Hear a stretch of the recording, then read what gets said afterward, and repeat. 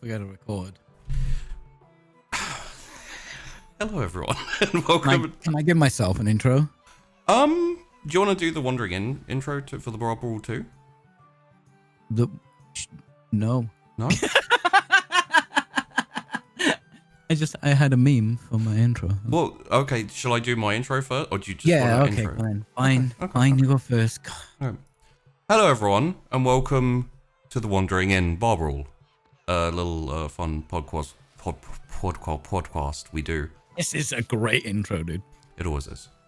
Where I pick someone either at random or just, you know, someone who might say yes and get them in to talk about TTRPGs and roleplay and all those kind of things. Now this is podcasting. I'm having a good day comedically, apparently. You got off one. Yeah, that's true. Finally. And yeah, and today we are joined by the one, the only. Can I give my intro now? That was where you were supposed to give the intro, yeah. Yeah, it I had to break it because you broke my meme by saying stuff. Oh, sorry. So yeah. Tell you what, I'll just cut off randomly and you. That's the wrong button. I fucked it up myself. The paper wank, the forbidden skittle, the bulging jeans. It's PeachyPixel8. Thank you.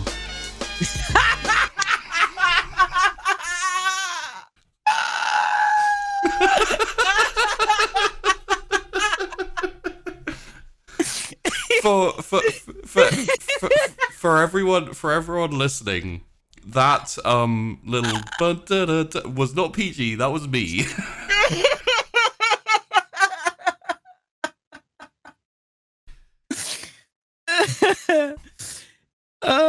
Well, thanks for having me on. Yeah. I guess hope everyone enjoyed it. We'll see you next time. Bye. Yeah, we did good. Yeah. We're not going to get better, so we may as well just fuck off. Yeah. We have absolutely peaked at this point. Oh, okay. Hey, buddy. Hey, dude, how's it going? Good. So yes, expect things like that to happen because me and PeachyPixel8 have known each other for too long, and a couple of months. Yeah, a couple of months. 1 or 2 minutes. Yep. Yep.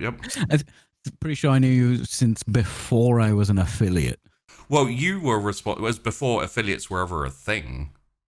I was responsible for affiliates being a thing. No. You were responsible. No, I'm okay with that. They don't need to know. That's a lie. Okay. You were also responsible for me getting into TTRPGs at all. I am? Yeah. Because you were doing shows on Henley's channel, and you were like, "Hey, you should do some RPG stuff on Henley's channel because RPGs are cool." Yeah, and because you've always wanted to do them, which I told you before, and you like basically set up me meeting Henley and getting onto a show.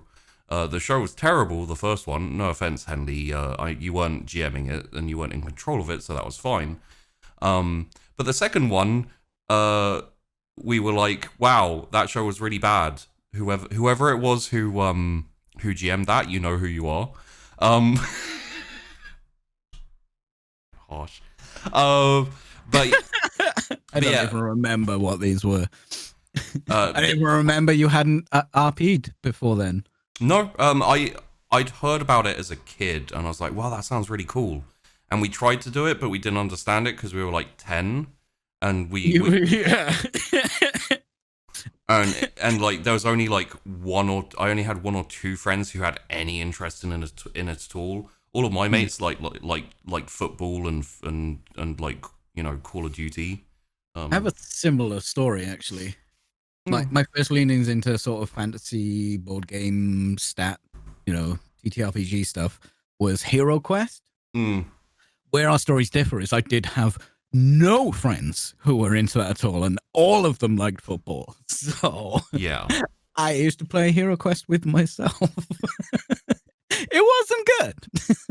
Yeah, but then as I said, you basically got me talking to Henley, and I got into a show, and then there was like we finished that show a little bit early because it wasn't very good. The first show I was in as a player, and Henley was like, "Well, now we need to do something," and I'm like, "I've always wanted to GM or like run Rogue Trader," and he's like, "Let's do it," and then we did Rogue Trader for the first time, and that was Void Barons, which was Oh, Void Barons. See, I remember the name. yeah. It was my first ever experience with TTRPGs was a bad show where I was a player. My second one, and that was quite a short one, by the way. My second one was GMing Rogue Trader. Like my fate was sealed from the beginning. Man, that was back when I used to pay attention to rule sets and all the rules within, and I tried to make it as authentic as possible. What an idiot I was. I think you need to start there. Sure. So you know what's going on before you just go, hey, you know what? Now I have the confidence to just play a game. Yeah. Would you like to play a game? You shouldn't start with Rogue Trader, though. Like any of the Fantasy Flight 40k games? Jesus Christ. You should start with whatever excites you. That's totally true. I think. But yeah, those are definitely tricky ones to begin with. That's also the origins of the Hordor. The Hordor? It was a door that used to insult people. And it was made of fire. Like Korn put it there after Slanesh stole one of his victims, like on the Rogue Trader ship, and they ended up putting a This is supposed to be you talking about this stuff. I'm being a really bad host. They put a Mechanicus skull. What are they called? Servo skull. They put that in front of the Hordor to they programmed it to shout insulting words back at the Hordor, and for like 5 or 6 episodes, that was all that those two did. The door and the skull would just shout at each other every episode. Of course. So yeah, sticking really strongly to the source material and the rule set there when you're first. Yeah, definitely. Well, I've always been a rebel, but yeah. So. I forgot that like Dungeons and Dragons and stuff existed. Yeah, same. Until Total Biscuit was like, hey, I'm in, because I was super into Warhammer, and he's like, I'm in the Warhammer TTRPG. I'm like, oh, that's a thing. I could watch that, and it was awesome. And then it was wobbly as fuck, like in terms of getting episodes out and recorded and. Oh yeah, but every episode, I think I watched them over and over. I haven't watched them since since he passed, but I used to just stick on the playlist and just sit through them, and I just really enjoyed it. And I started watching DJ Wheat, who was also on the show, and that's how I was like, oh, Twitch is pretty cool. And this isn't really TTRPG related, but DJ Wheat, I won one of his chat competitions to get 3 months of XSplit, and that's when I started streaming. Oh god, No, sorry, I'm thinking my little cousin, he heard I was doing Twitch and he sent me his XSplit. He wasn't using XSplit anymore, and he was like, here's my XSplit account. I'm like, cheers. I never used it because, I was already on OBS and yeah, well that I'll give him that. And also in that community I met some people who were playing Pathfinder. It was 3.5. It wasn't great, but it was my first ever proper game that wasn't myself sitting alone in my room playing Hero Quest. So yeah, it was my first one. So that all came from ImyJP Roleplay, that show. More accurately TV, but yeah. Yeah, but it brought me into that, and then I used to watch Roleplay all the time because I was like, "This is fucking cool. I'm gonna watch this." Then I met Wax Steven through DJ Wheat, and then I was on a show on his Wax Steven channel. This is before they started setting up Table Story and all that. And then I met all the other people through there, and then Pumpkinberry, another one from Table Story, actually put me on a show on Roleplay, the place where I began my roleplay journey. And I was like, yeah. I've already had my character arc. It's downhill from here. No, that was really cool because I was like, I'm here. This is like, what? I'm on the place that was like my gateway drug. Yeah, the place that lit the fuse is where my firework went off. That's really cool. I didn't. That's one of my most fond moments, actually. You know what the funny thing is like, technically speaking, I guess you could say my gateway drug was the same thing, like that Dark Heresy show. But I think a lot of people found out a lot of stuff from Dark Heresy in particular. Yeah. But I will say also, like, I watched it and I was like, this is really cool, but it didn't click in my head that this was like TTRPG. It actually led to me watching Knorr's Rogue Trader campaign. And that was where I was like, oh, because like Dark Heresy's cool, but and you worked with Knorr after. Yeah, I have worked with Knorr now, which is very, very cool because he has the same but better streak of grey in his beard. He has got a really cool streak. He does it better than me. Mine is not very formed yet. So I think Knorr is where I found you because I got recommended a Knorr video of Blood Bowl. And then you came up, and then I found you on Twitch, and then I was like, hello! And I came and just watched you play, I think it was Crusader Kings or some shit. Probably, yeah. I played, like, whatever I played, like, it's so funny, like, this channel, which originally started as Sheepdog42, when I started this channel, it was just me playing Dwarf Fortress because I couldn't put it on my YouTube channel and I wanted to play it and show people it. And like my first 1,000 followers were just Dwarf Fortress fanatics, and it happened really, really quickly, and I was just like, you didn't need the fanatic. Anyone who plays Dwarf Fortress is a Dwarf Fortress fanatic. Well, they're just a fanatic in general, I think. And yeah, like it's so cool. I love Dwarf Fortress. I always will. A couple of us on Twitter are trying to bully Gassy Mexican into playing Dwarf Fortress. I teach him. I taught Josh. You know, like this is the thing is, I'm perfectly happy to teach anyone. They don't have to be, you know, a big Twitch streamer or whatever. I'm just like, I like teaching people Dwarf Fortress. It's fun, and you know, I want to get more people addicted. He's probably played Excel spreadsheets before. Dude, it is impossible to describe until you've tried it. Yeah. I've watched them. I've watched so much different type of content about Dwarf Fortress, and some of it is just an epic storyline. Yeah. You know what I mean? Yeah, it is literally basically a roleplay story generator where you're just watching people's lives and weird stories evolve. Or wondering why cats have taken over the world. What has happened? One of my favorite ones is the story of one of my fortresses. Well, one of my favorite personal stories for Dwarf Fortress is just me running a fortress with viewers, where I name all of the people in the fortress after my viewers, like all the dwarves, and they do like weird and wacky things. One of the characters was the captain of the guard. He went crazy because his family died, but that's a longer story where they were also in the military and they both, like, his wife and child died in battle. He went crazy. He was the only one left after that big battle that had any combat skill, and he murdered my entire fortress. So I had to abandon it and start a new one.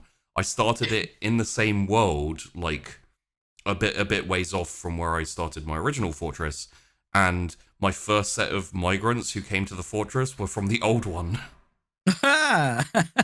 They all desperately needed medical attention. They were all like, they had like infected wounds and stuff. They were like almost dying.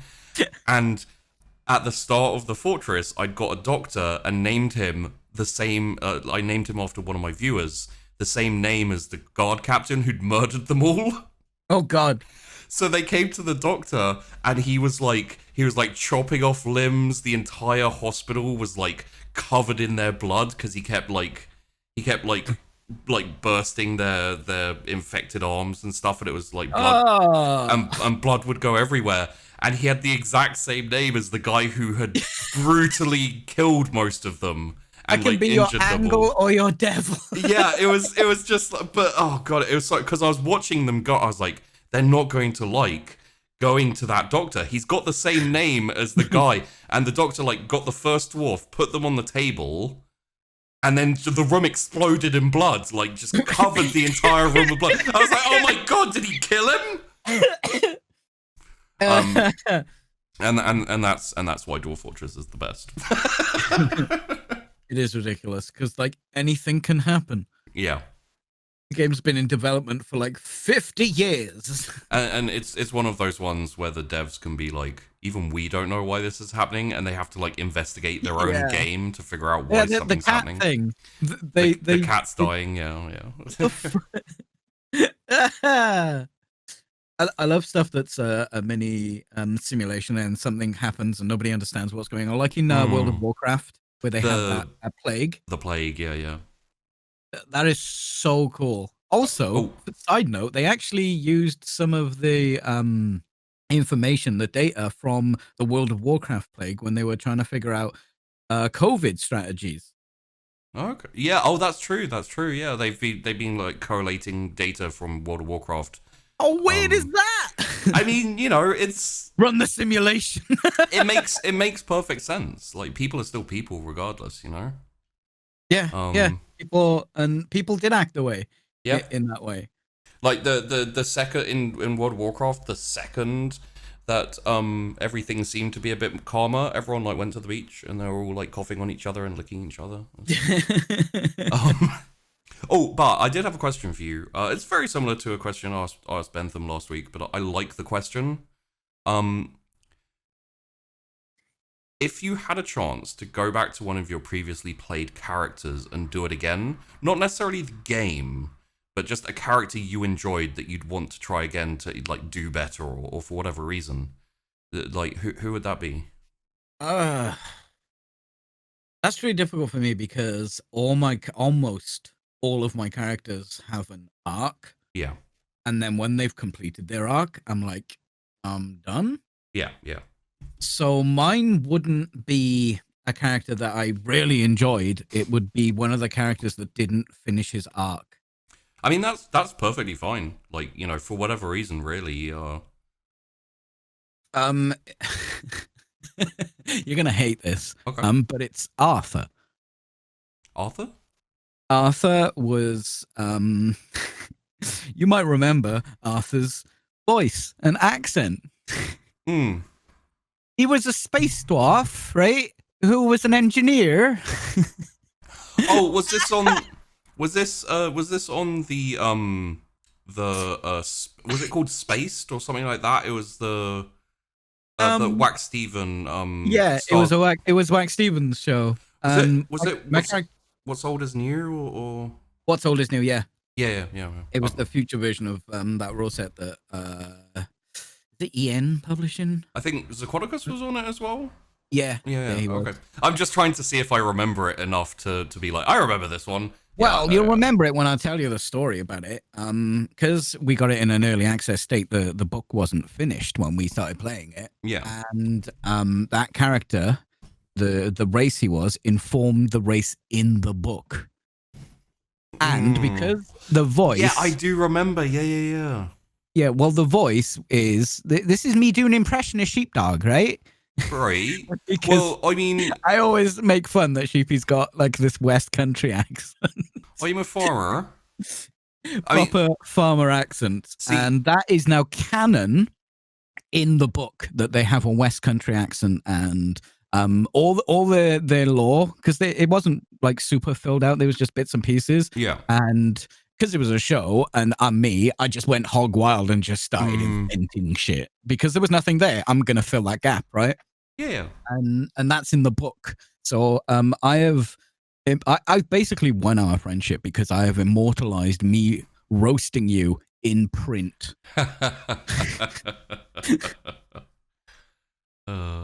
You dick. So it would be that one because he died a little. I Prematurely? wasn't quite done. Yeah. Yeah. There was also another character in Crash City, but we didn't have much going on there, so I hadn't really figured out the character 100%. Yeah, So, that's although he fair. didn't get an arc, I wasn't sure where his arc was going to be at the time.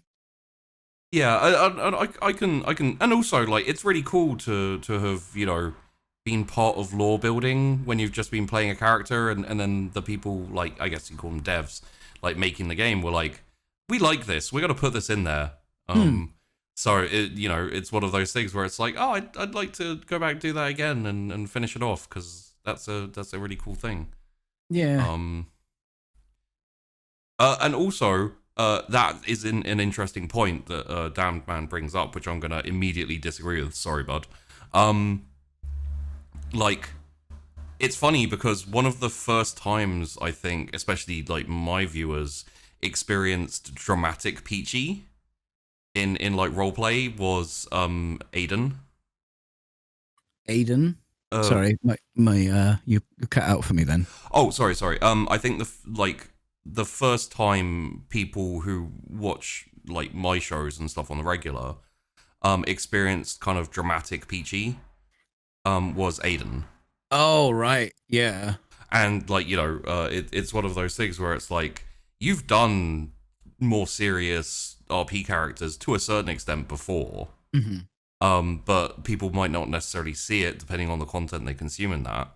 But like now you've done, like, you did Aiden as preparation going into playing oh god, I'm gonna fuck it up and not remember his name. Yeah, well, you gave me the space. You were like, you were like, do you want to be on this show? And I'm like, yeah, because I've got a vampire VTM show coming up called Leech. Yeah. And I'd love to get some practice. And is it okay? Because usually when people want me to be on a show, it's because I'm a dick, right? I'm just this memey asshole, right? Yeah. Although I have done serious stuff. You have, but you were a little bit typecast. Yeah, sure, but that's fine because I always felt more comfortable memeing. Yeah, always did. But I've definitely like enjoyed playing serious characters. I've done a couple. Yeah. But I was like, okay, is it okay if I do this serious? And you were like, oh, please do. I was like, A, let's do this. B, here's all the information you need to make this dramatic and serious and like, you know, you could really get into it.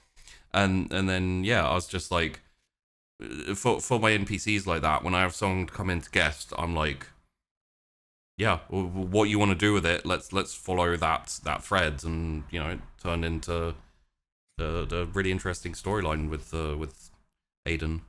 Yeah, well, I got to stretch my metaphorical legs, which then like rolled into you play. I still can't remember his name on Leech. Alex. Alex, thank you. Which then rolled into you. I don't think anyone on the podcast heard. Which then rolled into you playing Alex, which was a really cool. Oh, you remembered? Yeah. Yeah. Well, you know, I like I know these things. Like I pay attention. Yeah. I've watched Leech, and you know, it's just.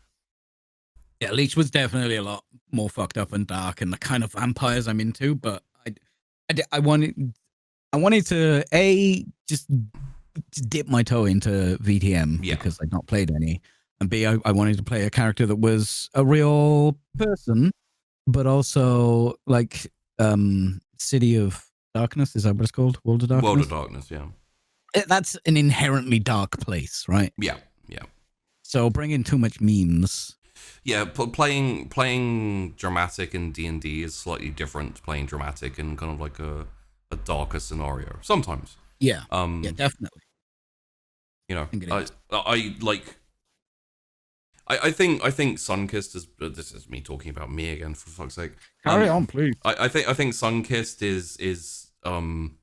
was adjusted just by my experience with 40k, because I always make 40k a little bit goofy and a little bit like lighthearted at the same time, because it's so grimdark that it, like, and in a different way than, because The problem with 40K as opposed to VTM is VTM is serious pretty much all the time. Yeah. You know, you can have like comedy and comedic stuff, and Well, you can have jokes like any character, any person sure. in real life can have a joke, but right? it's never goofy or lighthearted. Whereas 40K in its essence is goofy. But because of how ridiculously dark it is Because goofy. yeah, it's you can't take it that seriously, like in my opinion anyway. So like I think when I came into Sunkist, I had my own things I wanted to do and stuff as well. Like it has an interesting underlying darkness to it that isn't very like as obvious. But yeah, it's more lighthearted and you know it's not as like Leech The is. thing is, because everything is so like oppressively fucked in 40K. Yeah.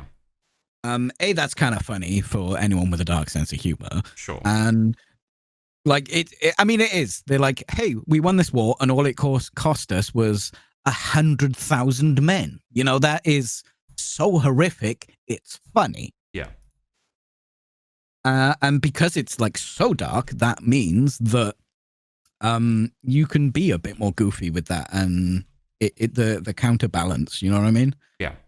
If something's like a bit dark, you can make the odd joke, but you're gonna break immersion. But when your immersion is already like teetering because of how ridiculously dark everything is, and what's the point? You know, I think it works with the balance, the counterbalance to it. Yeah, definitely. And you know, I tend to sheepify things when I do them because that's just my style. You know, I do it with 40K all the time. I've now done it with VTM. I'll probably go and do Call of Cthulhu and make it goofy as fuck. You know, who knows? Well, when I was doing my snack shot, you didn't goof it up then. You know, well, that's because it was. Well, yeah. I appreciate some good drama and like emotions and stuff. I was really fun because I got to push Tash. Yeah. I was like, I'm just gonna go ham because I need to practice because I don't think I'm very good at this. And I know I fell a bit back because Tash like got emotional during that snack shot. Yeah. But like thinking back, that's really good because she got emotional. She was in the moment instead of, you know. Yeah. She didn't play it safe. No, it was great, honestly. The majority of that was me sitting back and not saying anything. So, just you know, kind of like every now and then leaning in and being like, "Yo, this is some context," or like a role maybe. But the thing I love about Sunkist is we didn't really do any. We've done like almost 50 episodes and like almost 20 snack shots, and yeah.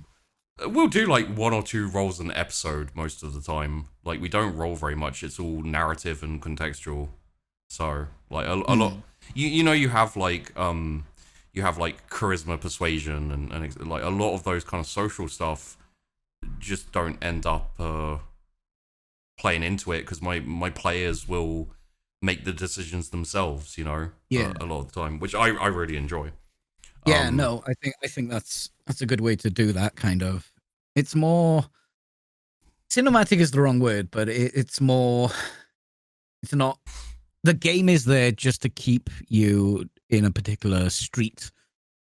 But you can go anywhere on this street. You know, you can do anything. It's real. It's like it's acting. It's improv. It's proper.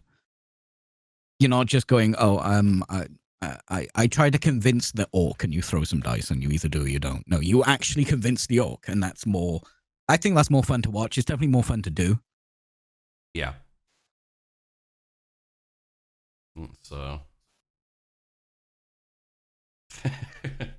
Thank you for gifting Peachy a gift sub, damned man.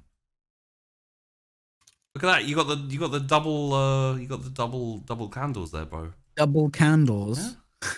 Check me out with my double candle. I don't know. I don't know why they're double candles, but I like them, so I'm good with it. But yeah, they're very nice candles. They're very nice. And like you've actually guested on 2 Wandering In shows already. I have. Yeah, because you played Typhon.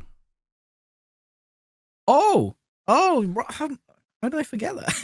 Well, Yeah, dude, that was such a like hectic thing to drop in on. And you know, like it's one of my favorite, let's call it, combats. But okay. well, because it wasn't a combat, was it? No, not really. It was Um, people trying to stop an immovable object. yeah. Whilst the immovable object didn't give a shit about them. It was really cool because, like, I don't know how much you've spoken to everyone since, but I've chatted with all of the players, you know, Tezuchka, Tash, Vandy, and Josh, and none of them thought you were actually a bad guy. Yeah. Like they all were suspicious in character, and as players they were like, not sure. But none of them thought it was going to end up the way it did. All of them thought you were going to like come to an agreement where you would like organize some kind of like, you know, pilgrimage. Yeah, the pilgrimage line just Yeah. came to me in as we were doing it, I think. Yeah. And I was like, oh, that's good. And like, if you guys haven't watched Moonkissed, I would suggest go and watch it. It's very short. It's 4 episodes, and Peachy had. I gave Peachy minimal. I gave him kind of like very, very basic background and like guidance, and I was like, "This is your goal. This is what you want to do. You can do it however you like." I was like, if you have to fight them 4-on-1, you might win. Yes, my character was quite powerful. Did you expect me to go that way? What, the kind of sneaky, like... Yeah, the pure fucking car salesman bullshit. I think I did, because you know and are comfortable enough with most of the people there to Lie to them. yeah, to lie to them and trick them and stuff. And I had a feeling that you'd probably ignore them once you were done. Yeah. Once you had the form and you could just kind of like head off. Yeah. Because when I had the form, I could, if I just wanted to kill one of them, I probably could have just killed them. Yes, you were very, very, very, very strong, and when they attacked you, they did like no damage to you, even in like their strongest forms. Which was so funny when I think it was Josh tried to punch you or claw you and broke his own hand, and he was like, "Oh no!" And yeah, I was very aware of how strong my character was. And I'm like, well, I don't want to kill them. And my character wouldn't give a shit. But like when they were leaping on me, I'm like, well, he'd do something here. And I was like, oh, I'll swipe my tail at them. And I think I nearly killed someone just swiping my tail to get them off you I think it was Tezuchka's character Whisper. You like battered her horrifically just by like smacking her with your tail. It was horrific because as a player, it's always yes, not no, and that is a big no. Boom, dead. But it all went off brilliantly, like, you know. And you didn't, you know, I don't want to give too many spoilers, but you kind of got your The big own spoilers already out. Yeah, well, no, because there's the ending where, you know. Oh, the ending, yeah. Yeah. True. But no, that was, and like, I like, props to you as well, because I didn't tell you like it was going to be like super serious, super dramatic, and etc. I remember there was a point where you were like, where like your time had kind of gone, as it were, and you like you made a little joke, and we were kind of going through the things, and then you were like, oh, this is like proper serious, like dramatic. I'm just gonna step back completely and let this whole thing run out. And I was like, okay, cool. This is good. Well, no, I was there as a villain for the characters doing their story, right? But it's like because I have the same instinct when it gets like really really dramatic and serious, I'm like, it might be a good time to like make a little joke, like lighten the mood and everything. And you're like, oh, diddle do, and then you're like, oh, wait, actually, everyone's really sad. No, fuck it. I'm just gonna sit back and let everyone play this all out. Which was really cool. Yeah, that was actually quite like, because I just set a few seeds and I just let them sort of like do it themselves until they solved my character's problem for me. Yeah. I did go a bit campy though during when I reached my final form, because I'm like, well, I mean, you would, wouldn't you? Yeah, I mean, like the way I sold it to Peachy when I spoke to him is I sent him a picture of what he was going to be, and I was basically like, you're essentially gonna be the equivalent of like a dragon for like a level 2 party in D&D, and he was like, I'm in. You son of a bitch, I'm in. You son of a bitch, I'm in. It's fun to play a villain. Yeah. And like, this is the thing, is there's not many people I'd approach and trust with it. There's a lot of people who would like take liberties with being so OP. Because, you know, it is one of those things where it's like, behold my power, how awesome I am. And because I'd already had Peachy in to play Aiden, like, we haven't had that many instances of like playing together in TTRPGs and stuff. So when I had you in playing Aiden, you were like the first person I thought of, because I'm like, yeah, no, Peachy's all about the narrative unless he's about the comedy. So he won't care that he's super powerful. He'll do what makes sense for the character that I set up. So yeah, I was just like, here's the character. You usually give me an outline of a character. Yeah. And then I'm like, do your own thing with it. I'm gonna do this with it. You did. I remember you told me that Aiden, after I was on the snack shot, you changed the way he sort of was a little bit because of my snack shot. Yeah, I loved what you did with Aiden. Like, he, as you know now, like, he always had some tragic stuff in his backstory that could be brought up, and I was like, yeah, no, it was basically this stuff I've prepared. Here's all this stuff. Do what you want with it. And you took it really interesting directions. I was like, okay, cool, awesome. We're getting towards the end of Sunkissed. Aiden may pop up one more time, I think. Yeah, we can still kicking, man. Oh yeah. He's off in Norway with Vassia. They had to run away because the Inquisition raided the temple. Oh. So that they're off in Norway at the moment, basically hiding out with a few other kindred Vassianos, and there's a few options and stuff. I think if you wanted to come in and play Aiden again, like in a serious nature, like that, the opportunity is going to be there, like coming up. So, currently, because Josh and Hydra have left, it's me and the lovely three ladies. So I'd welcome a man to come and save me and protect me from the ladies. If you want to come in to come in and help, dude. We could smash the matriarchy. Seriously, goddamn. Smash the matriarchy. I am. That's it. That's my one good joke. That's all I got. I am outnumbered and scared. Is all I can say. But yeah, and someone said Peachy could GM Sheepy. When will we get a Peachy GM show on here? I've actually been speaking to Peachy a little bit.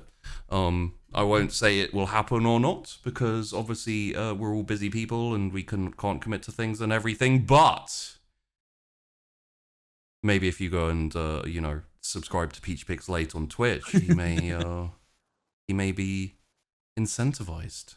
At tier 4. There is no tier 4. Oh. Well, they should make that a thing. Tier 4 is where people just like I like money. Oh, I mean, who doesn't, right?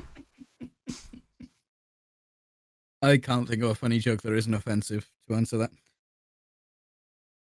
So yeah. It was said on Sunkissed that the reason they left the city and went to Norway, although Max actually went to I think Argentina or Chile or something.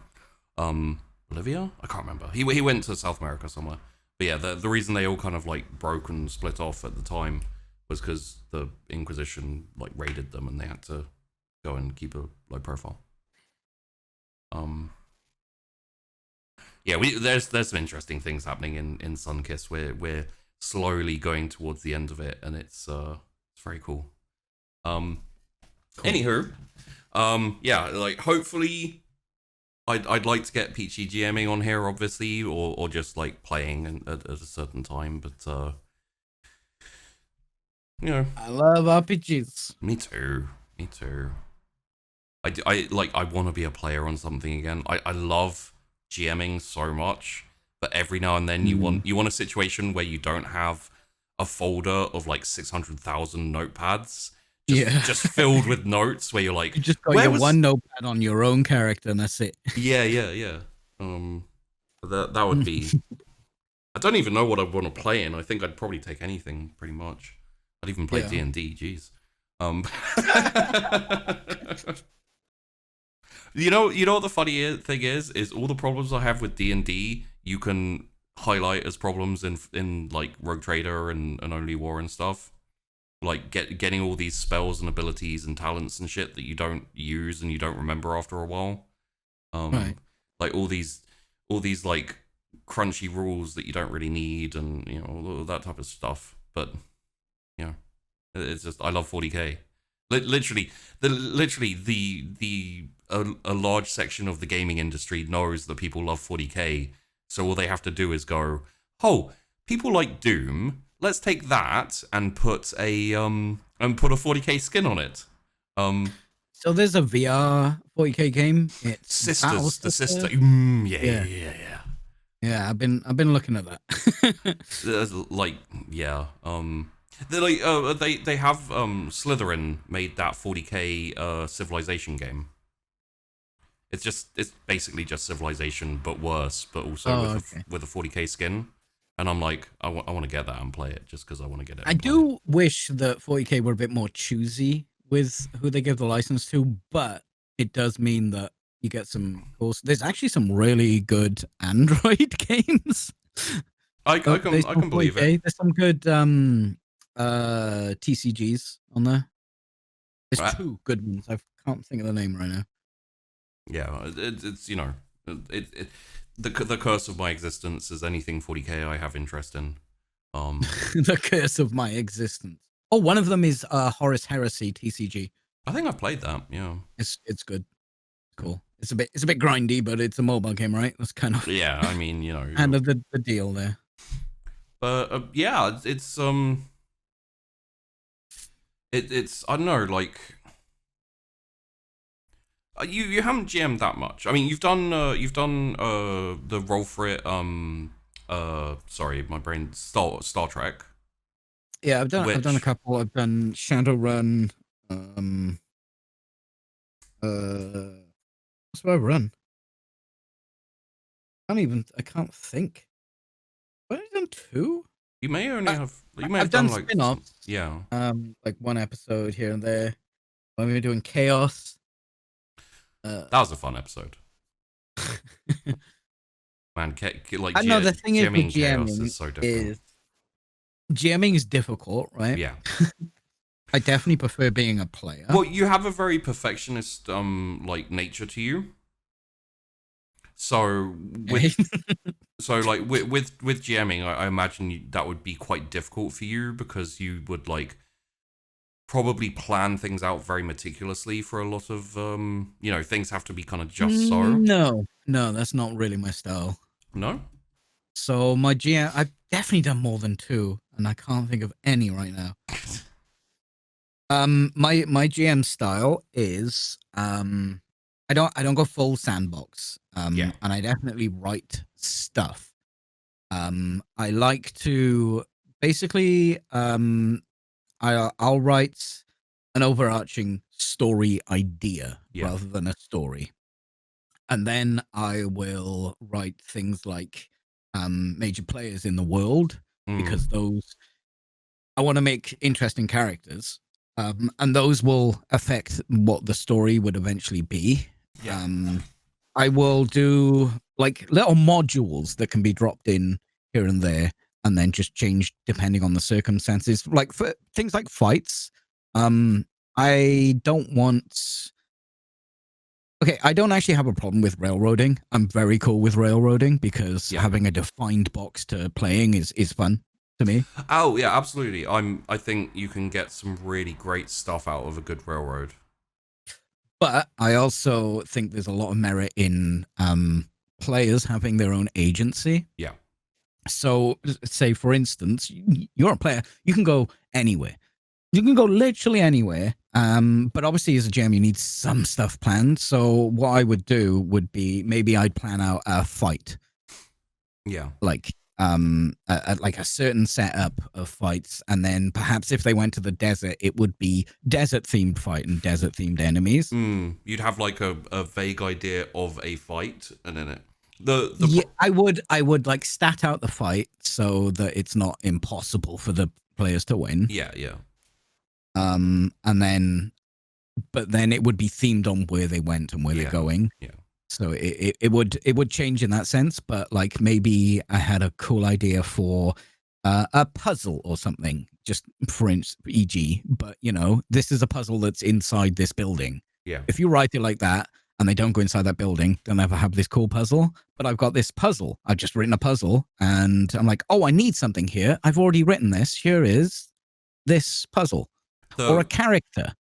I will like make it so modular that it doesn't matter where they go. It will feel like a sandbox, but it will still have this railroad, so I can do what I need to do. Yeah, they're not constricted. The problem I always have with railroad games is when someone plans it out so meticulously that it doesn't matter what you feel your agency is, no matter where you go, the same tracks are laid down. I don't mind that too much as long as it's done well.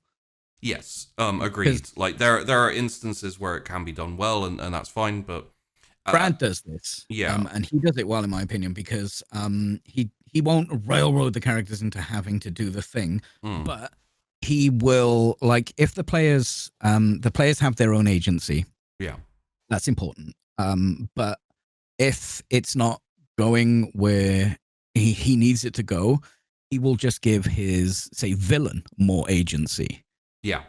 So then the villain is like the GM isn't railroading them. You have to go down this road into this church. The villain is railroading them to be like, oh, we need to do something about this because the villain suddenly has all this agency. So yeah. So what I mean is like if I say like, oh, you're walking through the wilderness and you come to to two tall mountains that have a valley that go down the middle, and the player's like, that seems dodgy, let's go around the mountain. So you're like, okay.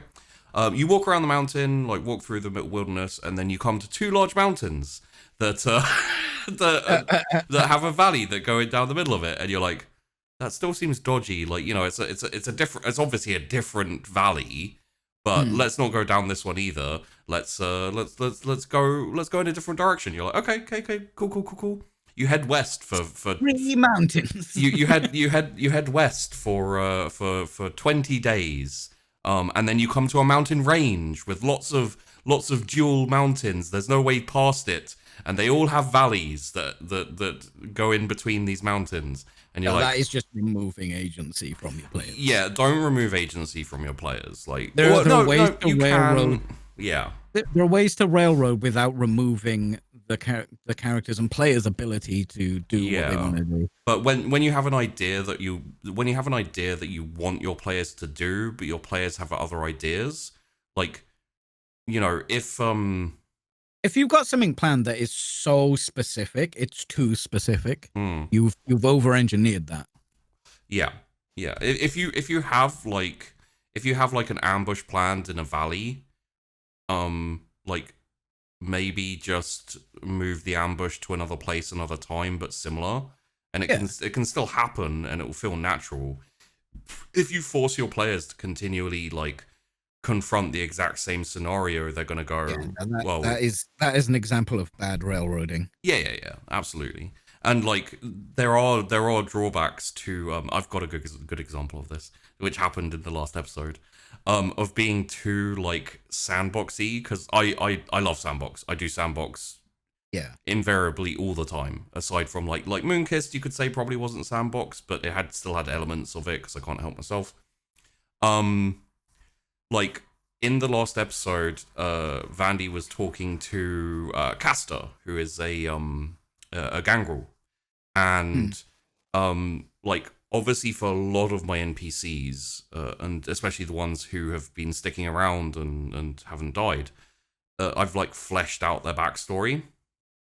Yeah. So she's talking to him. She's like, "Oh, where did you come from?" And he's like giving her his backstory, you know, like where he was born, when he came to the UK. He actually lived in London for a while, and then his parents like took him away from the gangs and moved him out into Weirgate, and then he grew up a bit more, and then he got turned into a kindred. He's been a kindred for, you know, etc., etc., etc. And then he's talking about how he enjoys Greek philosophers.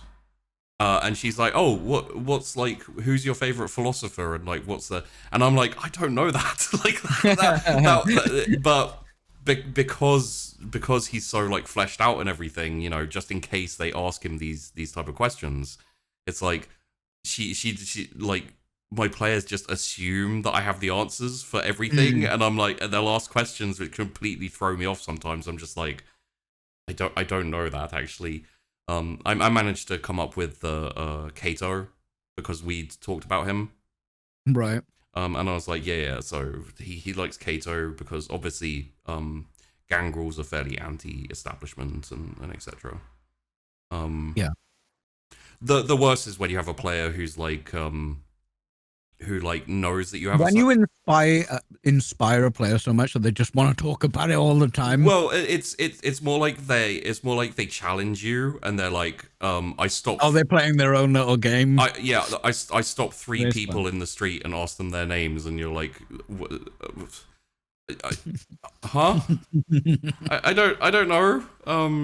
Dave, Mark, and this is actually where the way I like to GM the modular thing comes in handy. Yeah. Because maybe I'll write important NPCs. Yeah. Like that. But they're gonna meet loads of people. So I'll have like a chunk of stuff, a couple of sentences that give them a hobby or something.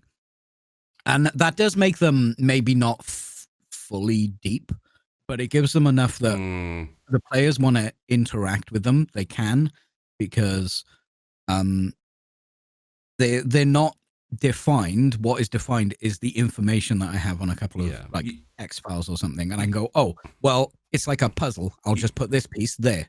You've got like a little hook that you can then kind of like expand upon if they take the hook, and if they don't, you can, you know, save it for another time. Or exactly, you don't have to flesh out everyone. You basically GM the same way people play Lego. Yeah, well, sometimes you're like, oh, I need a green piece here. yeah, absolutely.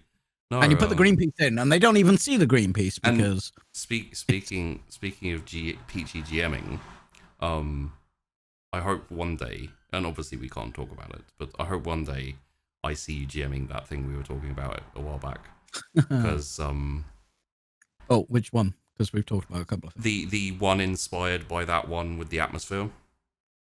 Like I really like that idea, and I'd love to see it. I've actually had a couple of ideas recently for TTRPGs, but I can't say them, but I'll tell you later. Yeah. You know me, dude. Like if you throw an idea at me, I'll be like, oh yay, let's talk about this.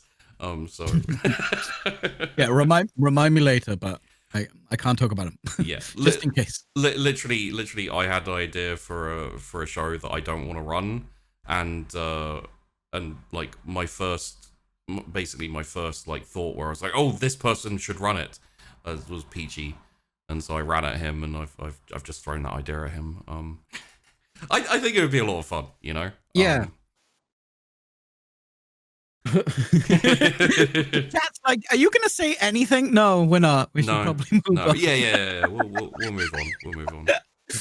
Just saying, hey, you know that thing with the stuff? Oh yeah, the stuff was really good, and I like that thing. Thrill it. Fucking, you're learning so much, chat. Well, no, my viewers are used to me cliffhangering everything, so they'll be fine. They'll shout at me when I'm like, and we'll pick this up next week, and they're like, no, you ass. Yeah, I've got a few plans for things I want to do. I've told you about a couple of them. I'm doing the same thing. I'm sorry, because I can't talk about them yet. So Philip, Philip was fun to play. He was basically Adrian from the Young Ones. Yeah. Yeah, no, he was, and that's a perfect type thing you can do for Chaos. You know, it's like you're talking about Philip from Chaos, right? Yeah, from Chaos. Yeah. Somebody in chat, I just read it in chat. Yeah, Dan Man, I think, said this is still his favorite and PC. I loved Philip. Me and Peachy doing Chaos is always fun because we know each other well enough to know each other's like comedics. How to set someone up. Yeah, so we can play off each other really, really well, and that came off like multiple times in Chaos, where it was just like I think Chaos was the like you were the GM, but I think that's the most we've ever like RP together. Work together in like a TTRPG. And you weren't even a player, and we were RPing with each other the whole time. Yeah. I really enjoyed the stepping up to talk to the farmers and then just asking them to join Chaos, and they were like, yeah, sure. Chippy likes to leave breadcrumbs for me when he's like, do you know what would be cool? And he doesn't tell me what would be cool. He just goes, oh, a piece of candy. Oh, a piece of candy. And I'm like, oh my god. And obviously, you know that the entire Anime as Fuck was basically designed for you. Like that entire. Poor everyone else on that show, because it was just me being. No. For like an hour. Bentham had his fun with it as well, to be fair. That's true. Bentham had some great stuff. And the other two were like, is Peachy ever going to stop talking? What? and then like... I don't even like anime. I just like memes. Well, yeah, you know the tropes and you know the memes, which let me do the like, I'm actually your brother, and you're like... Maiwa mo shinderu. And then of course, you know, we had the conversation between the door and Philip, which was literally just you and me being dickheads for like God, that shit's so funny. Chippy got to play being obstinate, and Yes. I got to play being dumb. It was great. Yeah. And it's like if you want to see Peachy like basically highlighting how to play a dumb character funny and well without like kind of like the meta stuff getting in the way, like Philip's a great example of that. There's a lot to learn there. Meta stuff getting in the way. I don't care. I know. Yeah. The opposite of meta. Yeah, but that in its own way is a little meta as well. It's true, but it's there's always meta. It's better meta. Better meta, yeah. But you know, I fall into I my will use own traps meta to put my character into shit rather than be the winner. Yeah, that's like, if you're going to use meta, I think that's a more interesting way to do it because it's more story instead of just being, oh yeah, I win. I mean, you've GM'd me when I've done that, basically. You bastards was... It's more interesting. Yeah. I think that's like more conflict rather than, I have solved everything. I am Jesus. One thing that I I was like, oh, this is very, very clear. It's like I can take it on the chin very well when my character gets fucked by chaos. Because like all of the characters in Chaos I played got fucked by Chaos like every time, and it's like it's one of those things where it's like, you know, Peachy's like, oh god, another bleeding effect. Peachy like Sheepy can take this. I'll give it to Sheepy. And I've got like 10 bleed. I'm like dying and dying and dying.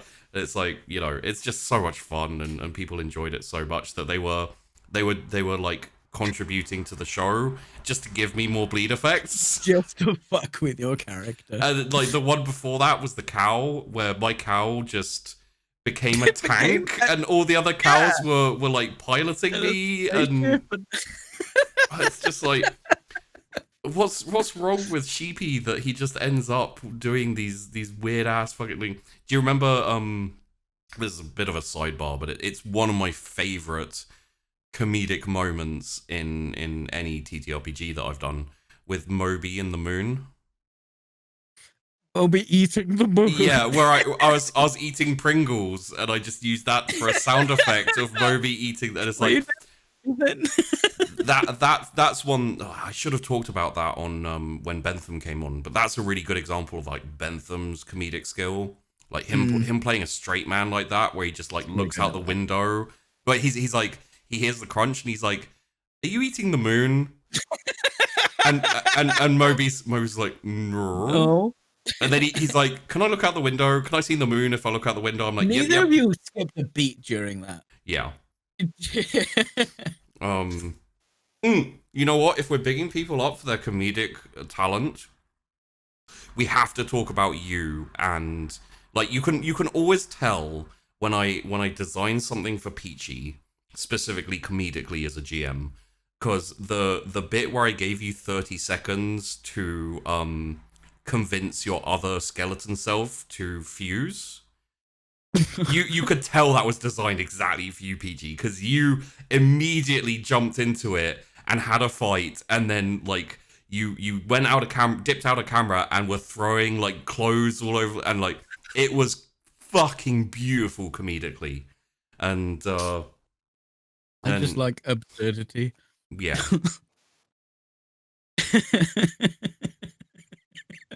I forgot about that. I'm just looking for stuff on my floor to throw about. Yeah, exactly. And like when you look at that, when you watch that clip back again, it's so funny because you're just like the physicality of the comedy on a fucking webcam was beautiful. Dude, I destroyed my office. Oh, I believe it. The next day, I'm just tidying up. I'm like finding like a pair of pants that just rammed down the corner somewhere because I threw them.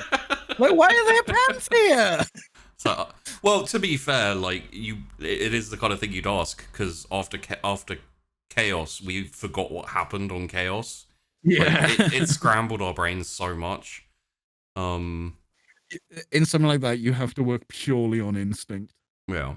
Well, GMing, playing, whatever. It's pure instinct. I will also say, in general, you're very good. I guess you did also have the mask, which helped, but you were very good at like not breaking. So every time I saw you break, I knew that I'd done a good job. I think the one that stands out is it's my birthday. It's your birthday. The milk. This is the best birthday ever. Like I remember that one. You broke down on that one. And I think I break a lot, but I guess I can hide it. Yeah, you could hide it on the mask better as well. Yeah, that's true. I still have the mask. Now Philip's mask. I've never worn it ever again. Hey, it did well for the show. Yeah, it was good. Yeah. Yeah, Chaos was a lot of fun. I think we've tried to do more, but I don't think that'll ever happen again. It was just one of them. It just all fell together and worked at that time. Yeah, it was a lot of fun, and I have plans for something not Chaos, but something similar on this channel, like a kind of improv comedy show. It'll probably use it for. It won't be as like it won't be as like fundraising like geared as Chaos was, but Chaos wasn't supposed to be that. No, it wasn't. Fundraising. It wasn't. No. People get carried. It was just yeah, right place, right time. I guess it just all. Yeah, it just exploded. worked, and it was everyone in. You know, I don't think you could. The way that was precisely, I don't think you could recreate that again. No, I have something different in mind. Yeah. You know, I'm still working on the idea, but it just to like raise funds for the channel, to get things done and pay costs, and etc. But yeah, I have the kind of plan for that. I was gonna ask. I feel this is the thing is like because we chat a lot and because we know each other so well. A lot of these ones I'm like I should ask this question, and then I'm like no I shouldn't. I know the answer, but it's not just for me. If there was like let's for the moment let's discount things like Critical Role. You know, like really big shows. If there was like a show you could have got on to like play a character, you know, do you I'm like, because obviously my guess is it would be one of the like Gone, or because I know you worked really closely with PB on those shows, and PB is basically a like even compared to larger TTRPG channels who get like bigger viewers and stuff, like they don't try and innovate as much as PB. Like PB is really cool ideas in mind for like innovations and how to like push the envelope on TTRPG shows. Like see, for like Gone, I was on Gone. Like I mean as a role player, I was like, the audio. Like, I was the audio. Like yeah. So no, I don't not for Gone. I kind of figured it would be like one of the interesting PB shows to be I've been on an interesting PB show. That's what the one on Roleplay was. So I mean, I've done that. I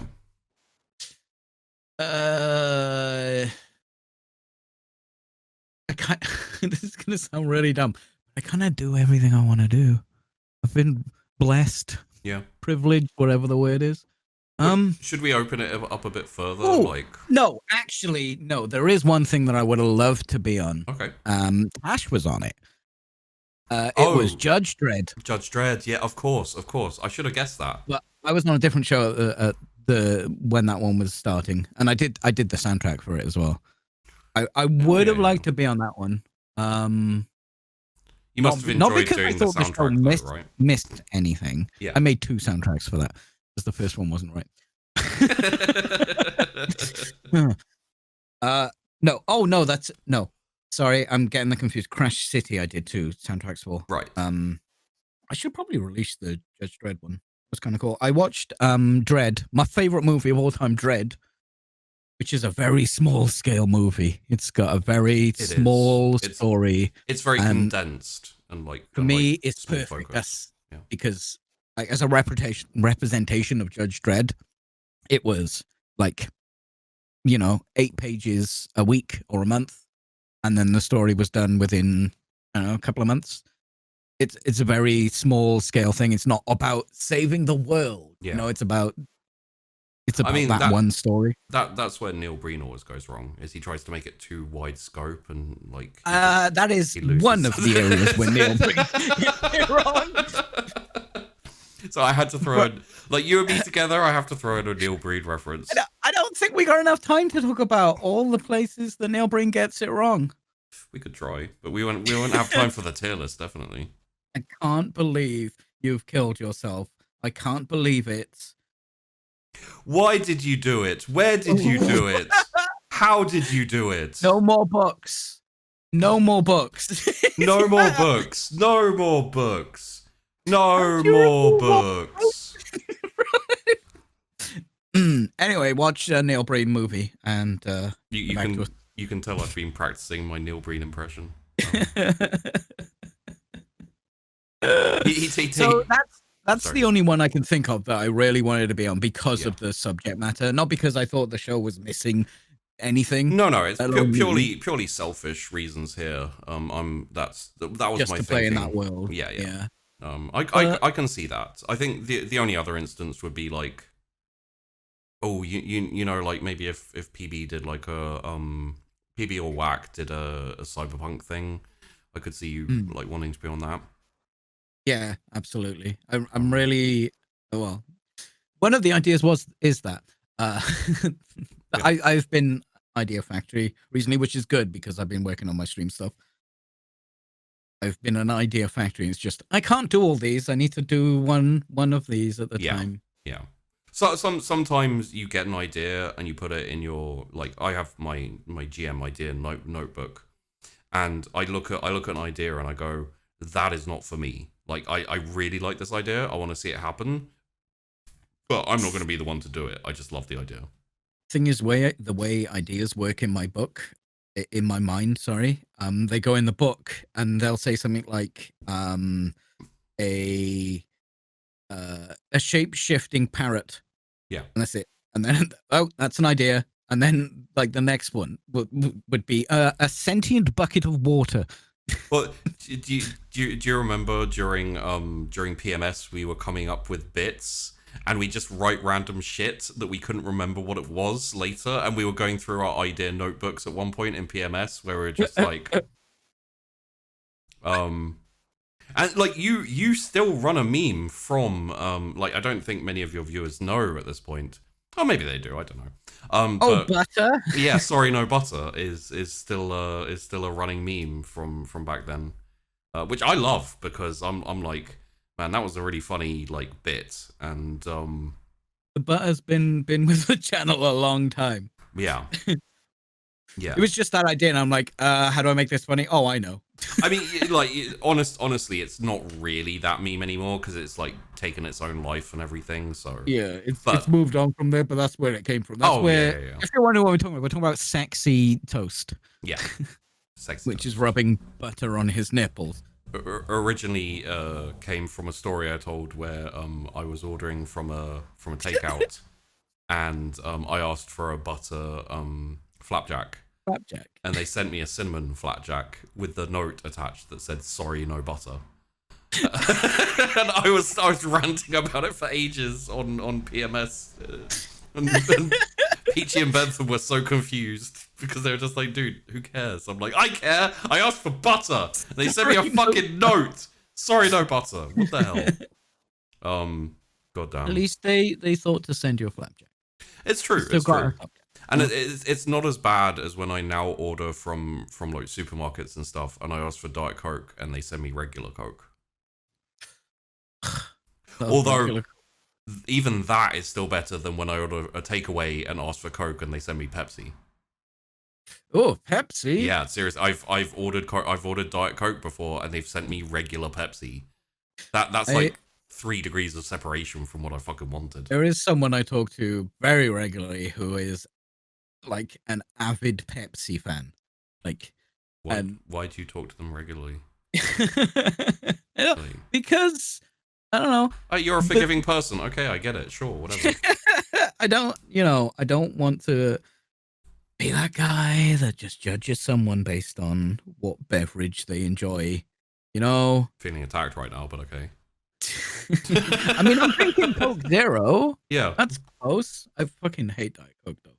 I think I would actually prefer to drink full-fat Pepsi, even Pepsi Max, before I drank Diet Coke. That's fair. Like, Diet Coke isn't great. It's the only one that doesn't give me headaches and, like, fuck me up. So. Oh, then that's good. Yeah. I actually really like Coke and Coke Zero, and there's the other Coke that's like caffeine free and it's got the golden thing. They all give me Coke Zero and the Coke with caffeine free Coke give me horrific headaches like almost instantly when I drink them. The type of sweetener they use. Yeah, and the other one from the regular Coke gives me like really horrible anxiety because it's not just the caffeine, it's also the sugar. Like those two things combined fuck me up. So I'm reading my can of Coke Zero, and it literally hey, let's have some corpo bullshit right now. It says sparkling low-calorie soft drink with plant extracts, as if that's the most important thing. With plant extracts, sheepy. yeah. Mm-hmm. There's probably just like some seaweed that's on Cyanide is probably a plant extract, is it? I don't know. Cyanide is I think it's synthetic. I have no idea. I have literally no idea. I'm not sure either. Not a poisoner. Although Tash did show me a book. Although Tash is, let's ask. Yeah. Tash is a poisoner, so we'll ask her. Disclaimer: Tash is not actually a poisoner. Oh no, she is. Oh, okay. She's arsenic. Arsenic is plant extract. That's how she lost her last 3 husbands, and that's why she's incredibly rich, because in the same ice flow they died of poisoning. Yeah, it was crazy. It's weird. You'd have thought they'd have died from falling into an ice flow. If Tash for some reason watches this, I'm sorry, Tash. I love you. I'm sorry. You're a wonderful person. Tash does have a tendency to watch Wandering In stuff. I'm gonna get an angry DM, and you just gotta get a plate of cookies saying "Eat me, please." Sorry, no butter. She's gonna send me a time-stamped VOD or something and go, okay, here's here's one. Like, because I know you're a big D&D fan. Like, no restrictions and no kind of like, further looking into it. If you could choose a system to GM, and if you could choose a system to be a player in, let's say, just for the sake of argument, like it could be one you've played before or whatever, like no restrictions. Which would be your go-to one to GM and go-to one to be a player in, just for your own preferences? I think go-to GM would be D&D, because I understand it quite well. Fair. That's fair. Although you have GM'd Warhammer Fantasy, which I haven't done on a show yet, so you have that. You have that on me. But that's basically 40k. It really is, yeah. I've looked at it and I'm like, I could run this pretty easily. I really want to try Cyberpunk Red. Yeah. I really want to try the new Warhammer that everyone hates. Oh, Wrath and Glory? Yeah. Oh, well, if I did that, if I used that system, I'd sheepify it something fierce, because I'd like rip out loads of it, and I'd be like, you can't be a Space Marine, you can't do this, you can't do that. Yeah. Go-to as a player, I don't think I have a go-to rule set as a player. Well, in that case, just one. I'm choosing D&D as a GM, because there's so much you need to do as a GM, and knowing almost exactly how the rule set works is just going to take off so much stuff, so you can work on GMing better. I mean, yeah. I mean, I have a tendency to go for systems I have no idea about and just be like, well, I'll figure it out. I did that with Sunkist. I'll make my own. No, I don't actually think I have a go-to. If one shot, need a quick show, Powered by the Apocalypse, because it's just so easy. It's very limited. It is very limited, but you can just jump in and do it, and it's great for a shorter campaign, mate. Yeah. I actually take some of the things from Power of the Apocalypse, like the way they build villains or important NPCs. Basically that's how I would build, and the big bad and stuff is from using how they do it in that rule set. Yeah, because of how that interacts with stuff, and you'd have like tribes and stuff, and that's how they interact with each other, and that's what it means for the story. I do think the rule set is quite limited. But I think also you can replace a lot of that shit. Okay, so I'm gonna and still keep it. But yeah, I just don't think I have a go-to as a player. I will do. It's more like the idea rather than the rule set. I'm gonna preface this statement with saying that I'm not going to ask you. This is just my thoughts on it. I'd love to see you play a serious Rogue Trader game. Right. Because we played a little bit of Rogue. Because I'm planning a Rogue Trader show after Sunkist. So what I'm saying here is I'm not going to ask you to be on it because be unfair to be like, I'd love to see you on a Rogue Trader game. Incidentally, I'm doing a Rogue Trader game. That's kind of ambushy there, so I'm not going to do that. But would you ever like to be in a Rogue Trader show? Yeah. No. Well, What I do is I'd be like, I'd love to see you on a Rogue Trader game. Don't you think you'd be awesome in one? And you go, yeah, I guess so. I'm like, well, I'm running one on Monday. But I'd love to see you in a non-chaos serious Rogue Trader game because I think you'd really enjoy it because of the setup of it and everything. Yeah. I love RPing. I really do. But I really enjoy being production. Yeah. I really because I mean I like making overlays. I love making music for shows now. Yeah. The way I make music now. This is going off kilter. Sorry. No. I mean, it's whatever, dude. It's you. Well, the way I make OSTs now is so different than when I started. Although, when I start, before you get into it, I was gonna say the Rogue Trader thing is one, but the other was Call of Cthulhu. I'd love to see you playing in a Call of Cthulhu game. I feel like I've played a Call. Oh, I might be thinking of a board game. We have played. The thing is, when I play board games like that, it's fun to role play as your character while you're doing that. Yeah. So, which we did when we did board games with Bearded Bros. Remember that? I've been in so much RP, I can't fucking remember bits like what I've done. It's just some standout moments. You know what I mean? Sorry, I had a message on a old video asking if we would ever bring back board games with Bearded Bros. Board games with Bearded Bros. Yeah, just because we were talking about board games and Call of Cthulhu, I was like, man, I remember that. Man, that was God, so much researching a fucking board game and being like me and Doc playing it solo the night or two before. Ugh. So you know how it works. Yeah. But yeah, sorry, you were talking about music and being production on a show. Yeah, I love creating. I'm a creator. Yeah. And the way I approach music now, I feel like a musician. Some of this, all right, is gonna sound pretentious as fuck. Okay. Yeah. So steel yourselves because it's gonna happen anyway. I mean, on brand. Yeah. Prick. Mm-hmm. No. So I used to be like, someone would be like, oh, I'm doing a D&D show. I want music. Yep, cool. You'll want some traveling music. You want some battle music. You'd want some tavern music, which is probably playing right now. If I unmute. No. I turned off the when we get into the actual proper conversation, after the first couple of minutes of intro, I turn off the music because I want people, just listening to whatever you're saying. So. And that's just I'll make a song for this situation, make a song for that situation. Now I've actually I can't afford to, but I have turned down some music making stuff for shows because they don't fulfill my creative desire to make music.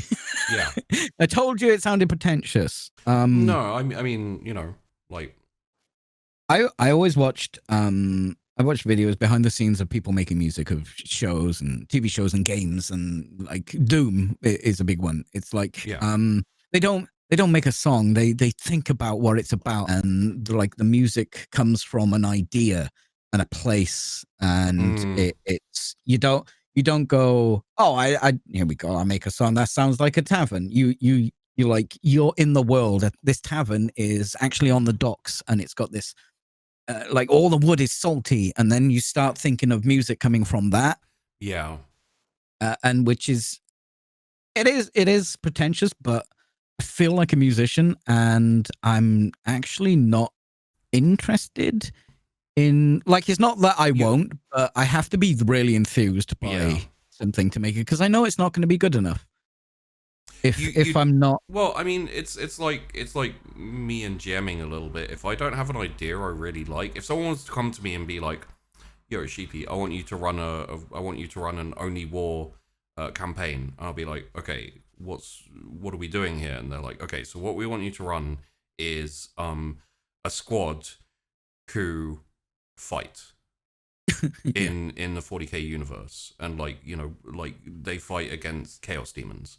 I'm like, okay, that's really boring. I don't care about that. If someone says like, "Hey, Sheepdog, do you have any ideas for Only War?" and I'll be like, well.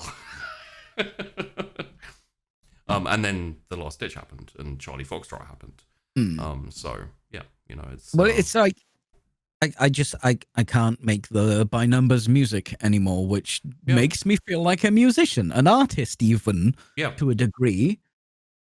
But which means that my services are too expensive. Well, they take a long time, and I'm very musician about them. See, this is the thing though, is you like, because when you made music, probably starting off and for a while, like, you know, years back, you would be asked to make music. You'd be like, "Yes, I do enjoy money. I will make this music for you." And then you make the music and you go, "Okay, I don't, you know, yeah, sure, that works for what they want. Here you go."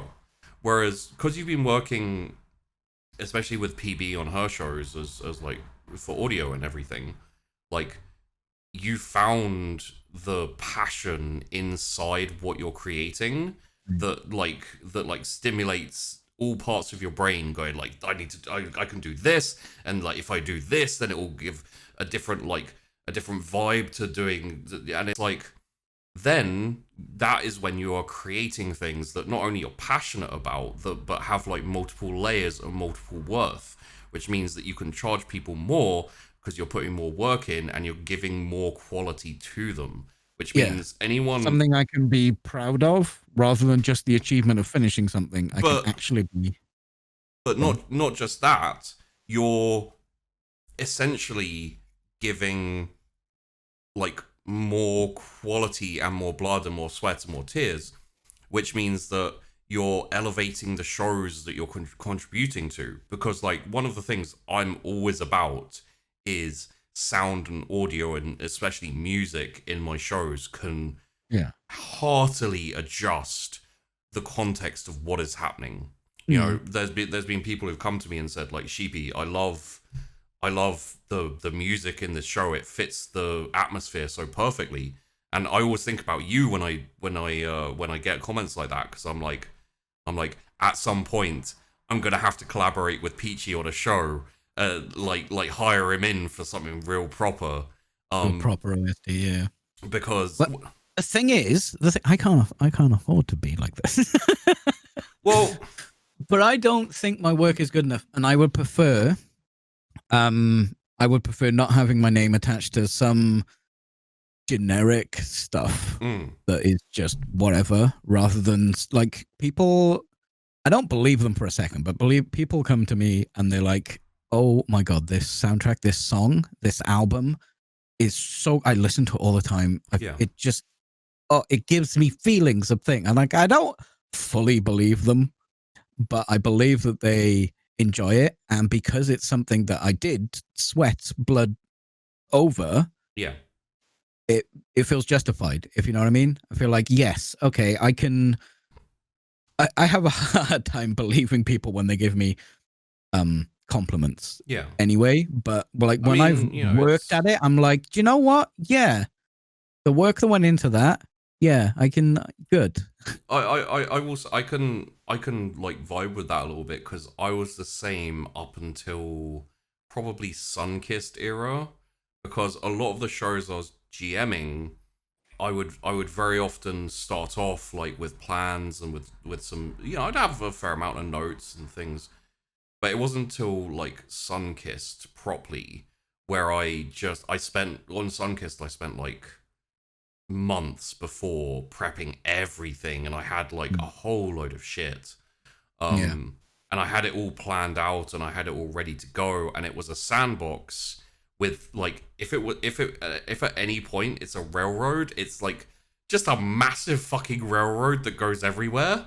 You know, it's just, you know, there's tracks all over the place, and it's like people started complimenting me on the show when it started because they were like, this feels so real, it feels so, you know, etc, etc, etc. And rather than by numbers. I did a vampire show. It was so different to the, like, there was a nuanced reaction to the other shows I'd done before, where my assumption was always, like, my attitude with the shows I did before was do a good show, but I'd think of things where I'm like, this would be really cool, or I could go this extra step on the show. And I was like, I don't, like, my experience, especially with Let's Plays and stuff, you know, you have, like, people very often watch Let's Plays silently, you don't get feedback, you feel like you could do anything and people would be okay with it. So I had kind of like do just enough, and if you have extra cool ideas, only do them if they're easy and don't take a lot of effort, because you've got all these other things to do. And ever since I stopped doing Let's Plays and I've started doing like GMing like this and TTRPGs, I've noticed and adjusted my like philosophy to basically, I mean, it's in the title of my logo for the Wandering Inn. Only the best is good enough is what the Latin phrase on the Wandering Inn beer label says, which is basically like, I do, and hey, I'm joining you on the fucking pretentious train here, dude. It does feel really pretentious, but it's also kind of how we feel when we're creating. Yeah, I like, I don't care if I kind of, I'm happy to be pretentious because quality is more important in my eyes. But yeah, it's essentially, when I make something, I make it good and I put extra work into it for me, with the knowledge that there will always be some, and like, if one person notices something and says, hey Sheepy, I really like this little extra thing you did, I'm happy. You know, and like Sunkissed has done way better than I expected, I think partially because of that mentality. Well, there's no point in doing shit by halves. I've always said that. Yeah. And like, but like the thing is like, you know, you can go out and I won't name names, but there's certain channels that I have no kind of contact with, or I don't do anything with anymore, who used to spew out as many TTRPG shows as possible, not calling anyone out. But it's just, like, quality not quantity is quality not quantity. And I've been on some shows like that, and it's so unfulfilling, where you end up just like, you know, it's the type of show where you'd be like, okay, I've got the show in an hour, I would not be unhappy if they cancelled it and I could get, you know, I could just sit down and watch some TV. And I never want to make shows like that. No, I always want my players to be excited about being like one really obvious one where you were a player on would be Leech. Like, the entirety of that cast and GM and probably everyone behind the scenes as well was so excited for every episode of Leech and so passionate about everything like attached to it. I'm like, that's the type of thing you need to make, because then you get your viewers also being, you know, the passionate the same way about it. Speaking of Leech, when is Halloween? What's the current? It's April, so it's almost the end of April. So May, June, July, August, September, October, like 6 months. Oh, interesting. All right. Such a bitch. What? So wondering. Yeah, totally. That was a Halloween show. It was, yeah. The last episode was actually on Halloween. That was cool.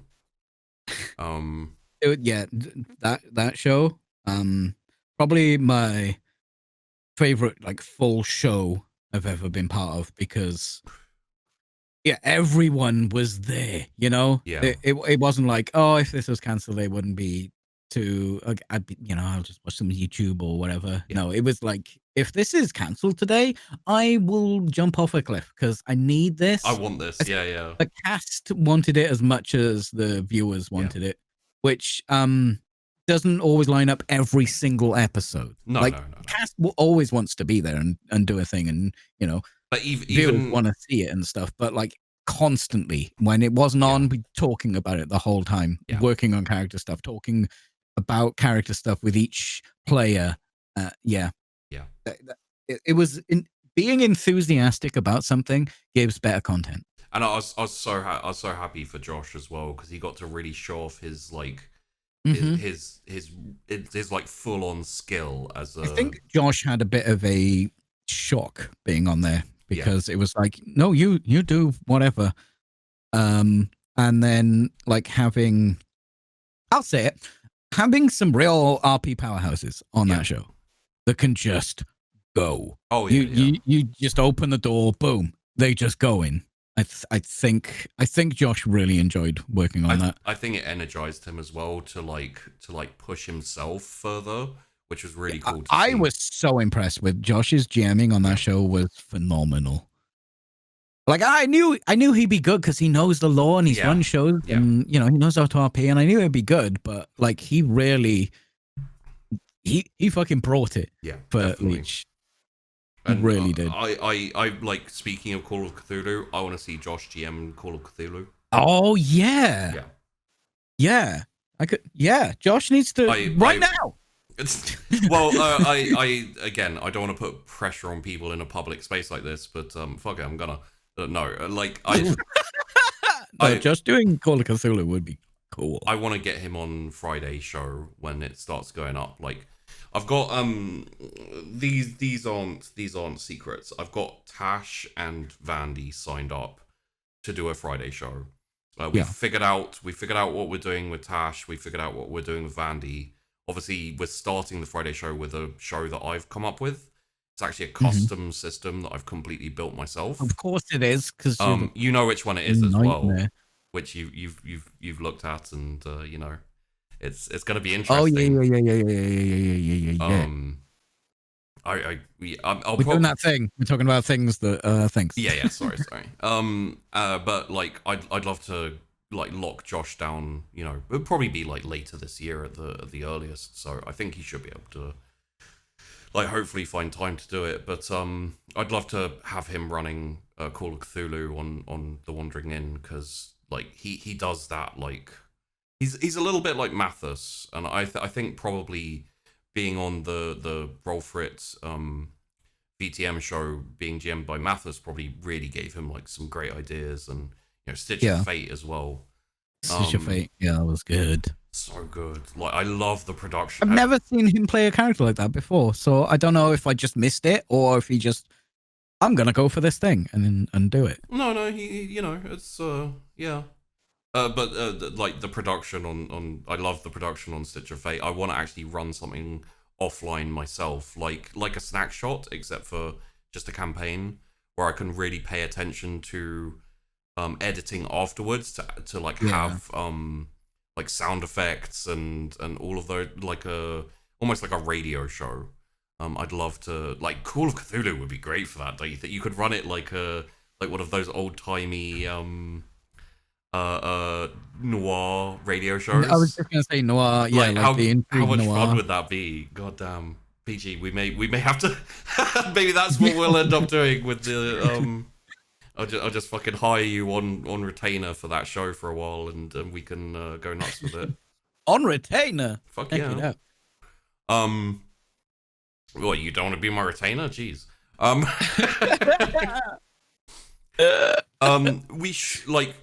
happy to go as long as you want, but I really need to pee.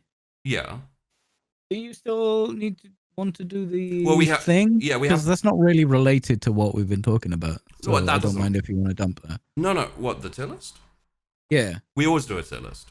Okay. Basically, what I'm saying is I'm happy to go on longer. Like talking with you, because it's in kind of podcast format. We will have to do the tier list. So the longer we go, the longer this is all going to go, because we have to do the tier list. Well, if I don't urinate, I will explode. Yeah, so go. how about go pee and then we do a tier list? Yeah, sounds good. Sounds good. Okay. I will be literally seconds. All right. Hello. Is it me you're looking for?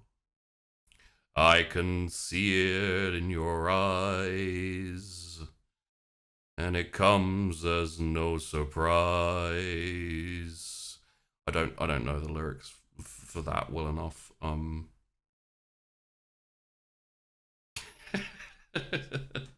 Just a little bit of music. What could I sing currently? Oh, I could sing oh god, what's it? That's now your intermission track. Well, because then it goes, I love you, baby, and if it's quite alright, I love you, baby. All through the lonely night, I love you, baby. Trust in me when I say, oh, pretty baby, and if it's quite alright, I love you. Yeah, and then you just. I was actually thinking of a sea shanty because there's some sea shanties that I really love. The squeaky bean, the sun-dried peach, the de-shredded football. It's Peachy Pixel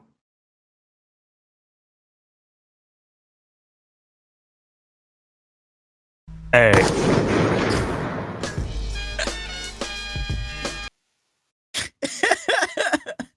There we go. I'm back. I will need to get a drink, so you can sing to them now. Be right back. Oh, okay.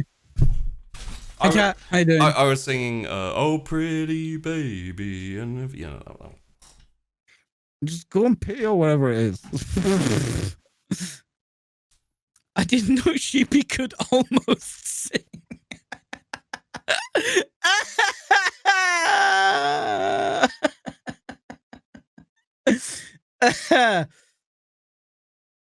Then Rickroll. I'll get his channel DMCA'd. I'm not going to do that. I might have already done that because I accidentally played something from Epidemic Sounds. And I don't think he's subscribed, but he was only short, so maybe he's okay. And I haven't killed his entire channel. So, yeah. Oopsie. Oops, I did it again. I played with your heart. Got lost in the game. Oh, baby, baby. So I can't see the list. Can I have to just go and... Well, so, let's just... I mean, I can just go there and then look at... Well, I'll yeah, you can do that as well. But I will basically, like, say the names and, Okay.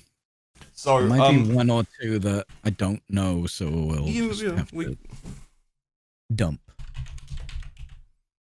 Also, you can't really see what they're named on the stream. Oh, it's cool. I'll read them out and everything. So, starting at the worst, we have by the way, we're doing video game consoles and handhelds tier list. So, yes, PC Master Race is going to tier list consoles. Because some people might not know that I have a very large collection of retro consoles. Mm. They are all in storage though, so I'm not sure if I can. There are a lot of them. We'll try not to get too stuck on like the less important ones. We'll try. Yeah.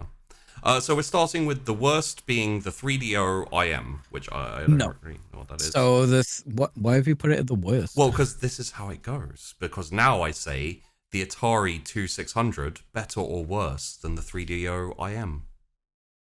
Okay, no, you need to put landmark ones in first. Nope. If you're going to judge off each other. Okay, so the Atari 2600 was the console. Video gaming for a long ass time was called Atari. Have you played Atari today?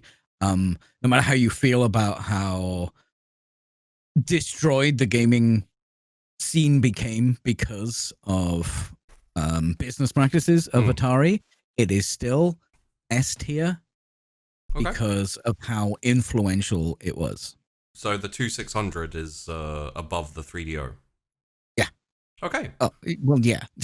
The Atari 5200, better or The worse? 5200 was abject failure on Atari to update their old hardware. This is the lowest. Okay, it's not the lowest of the low, but it's pretty low. So the 3DO above it. Oh yeah, absolutely. The Atari 7800.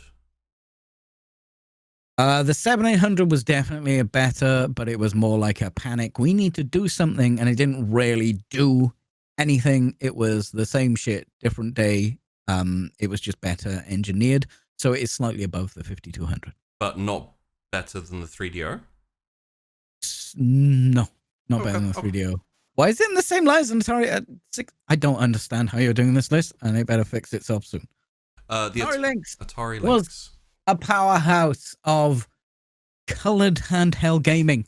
Okay. It was in color. It was fantastic. It's above the 5200. Didn't unfortunately have the library that it could have done better with. It is above the 7800. Okay, above the 3DO IM. Because of the lack of library, no. Okay. Is it better than the 2600? No. Okay, cool. Sometimes you find that you rank things in a certain way, but some things are better than others. It kind of recontextualizes sometimes. The Atari Jaguar. Atari Jaguar was it was an abject failure. Ooh, is it worse than the 5200? It is not worse than the 5200 because it was ambitious. Sure. It's better than the 7800. Oh, okay. Better than the Lynx? It tried to do something. No, it's definitely not better than the Lynx. The Lynx was a functional, good system. Okay, then the gap we currently have is probably between the Lynx and the Jaguar in terms of, like, you've got to bridge the gap to start fighting the top ones. I mean, I'm still not putting Atari Lynx in the top ones. Yeah. Oh, yeah, sure. Okay, but as this... Bally Astrocade, this is just basically another Pong. Yeah. This is basically... we need its own category, a Pong clone. It did have separate cartridges, so it is a step above a lot of Pong clones, but it's just a Pong clone. Okay. It's not important. It's not special. So it doesn't even get to like go up against like the Atari 5200. No, it doesn't even get to go up against that because at least that was a system. Yeah, that's fair enough. Coleco is in the same position as the Astrocade. I will put it above the Astrocade. Okay. But it's still down there. ColecoVision. ColecoVision. Great console. Went up against later on in its life the 2600. Oh. Didn't quite beat it. But pretty good. I would put that definitely above the Jaguar. Okay, better than the Lynx. Did it have a better library? No, not better than the Lynx. The Lynx is definitely. This is like loads of Atari stuff. Yeah. Unfortunately, it was kind of basically an Atari 2600. Would you like me to pick a bit more randomly so we don't go alphabetically? Sure. Okay. Do that. Sega Genesis. Sega Genesis was the beginning of actual console wars and is very important and is not called Sega Genesis. It is called the Sega Mega Drive. Agreed. It is above the 3DO. Okay. Is it above the Atari 2600? Unfortunately, the 2600 is too iconic for it to be there. I disagree, but that is fair enough. I mean, if you gave me the chance to play a 2600 or a Genesis, I will choose Genesis every time. Yeah. I mean, like, this is the thing is, regardless of whether I disagree or not, you're right, because this is your tier list. The only reason I disagree is because my starter first ever gaming experience was Sonic the Hedgehog on Sega Genesis. Mine was on Atari 2600. It was pretty old at that point. Yeah. But it was at that point gaming was like, oh yeah, 2600 games are for kids because they're so basic, right? Yeah. It's so iconic. The 2600 is so important. Okay. The Virtual Boy. The Virtual Boy. Oh, that's a hard one. That is a hard one. Sounds dodgy to me. I don't know what. Uh, it's better than the 5200. Okay. Better That's than about it. Oh, really? It's not better than the 7800? Like, because cool factor, yes, but there was like 7 games for this fucking thing. Yeah. It was barely a console, and it gave people migraines if they played too long. It was so underpowered. Like as they're building this thing, it was supposed to be virtual reality. That's why it's called the Virtual Boy, and it got so stripped down. It's in monochrome. It's just red and black. Oh, lovely. It has the power of my testicle, which isn't a lot. That's pretty for powerful. Computing power. Oh, not for computing. Right. Yeah. Don't ask it to do math. I wasn't planning on it, but good to know. All right. It's up there because it's such an abject failure that it's important. Yeah. You know what? Let's go with one I'm not sure where you're going to go with. The Dreamcast. Dreamcast was a fantastic machine. Fucking Soul Calibur, right? The problem with Sega was they had already failed before this had come out, and nothing would, unless they sold billions of these things, more than consoles were selling at the time, they wouldn't have saved themselves. But it is a fantastic and important machine. It is above the 3DO. Oh, it breached the Atari Lynx hurdle. Okay. Oh yeah, but not better than the Sega Mega Drive. No. Oh, fair enough. It's a very good console, though. Pick one up. It's really easy to pirate stuff on it as well. So like, is it easily better than the Atari Lynx and the 3DO? Oh yeah, because it's a real console. Okay. Let's go with, what's this? The Vectrex. The Vectrex is really cool and interesting footnote in home gaming technology because it's vectors. It's not rastered pixels. Okay. It's basically lines drawn from a point. You say there's a point here, there's a point there, and a line goes between them. So very cool graphics, an interesting way to draw graphics. Yeah. More of a footnote. It's definitely an actual console. It's probably just underneath the ColecoVision. Coleco. Oh yeah, I see it. So better than the Jaguar? Yeah. But not better than the Coleco. No. Better than the Lynx though? No. Okay. I have to ask these things just to see if things get moved around. Because sometimes, like, if I'm wondering if the Lynx was better than the 3DO, because we haven't even talked about how awesome the 3DO was. I think the Lynx is actually above the 3DO. Okay. Because it's a proper system. 3DO was almost a proper system. Yeah. What was ColecoVision better than 3DO? No, because 3DO did some really cool stuff, multimedia. Okay. That is like the birth of modern multimedia consoles. Yeah. So that's kind of important there. All right, let's go with a fucking random one, the Magnavox Odyssey. The Magnavox Odyssey is such a cool fucking... It's one of... that one. Sorry, I thought you were on about the Odyssey 2. The Odyssey 1 is basically the first video game. Home console video game is what that is. The reason it doesn't reach things like the 2600 is because it was the first home one, so it wasn't very good. Yeah. But it's definitely important, and it probably goes above the Jaguar just because of its importance in the home. Okay. But it's not a real video game system. Well, let's play it off against the Vectrex because obviously, like, they both were innovators of some kind. The Vectrex wasn't an innovator. It was more like a footnote of maybe a side branch the video games could have gone, but we didn't. Oh, well, does that mean the Magnavox is better? No, because the Magnavox, like, you can play a Magnavox for about 5 minutes before you're like... Yeah, but it was a trailblazer for everything that came after. It wasn't a trailblazer. It was the first, so not very... like, things are... Like, Doom isn't the first FPS. Right. But it's the one, know? It's things that came before that were like the first, but not very good or fun. That's fair. Okay. And it's definitely above the Jaguar because the Jaguar was just... feels so hard. Virtual Channel F. I feel like a possible recontextualizing here. Atari 7800, not better than Jaguar then? If it's like so easily thrown away? Oh, it's definitely not better than Jaguar. No. Oh, okay. I mean, if you're trying to make space because they're kind of off the screen, you can put the Atari... No. Like 1, 2, 3, 4, 5, 6, 7, 8, 9, 10. Okay, so yeah, they'll go like this now. There we go. I'm just like, my job here, as like host, is to get you to recontextualize things depending on how easily you dismiss things, and so you kind of like.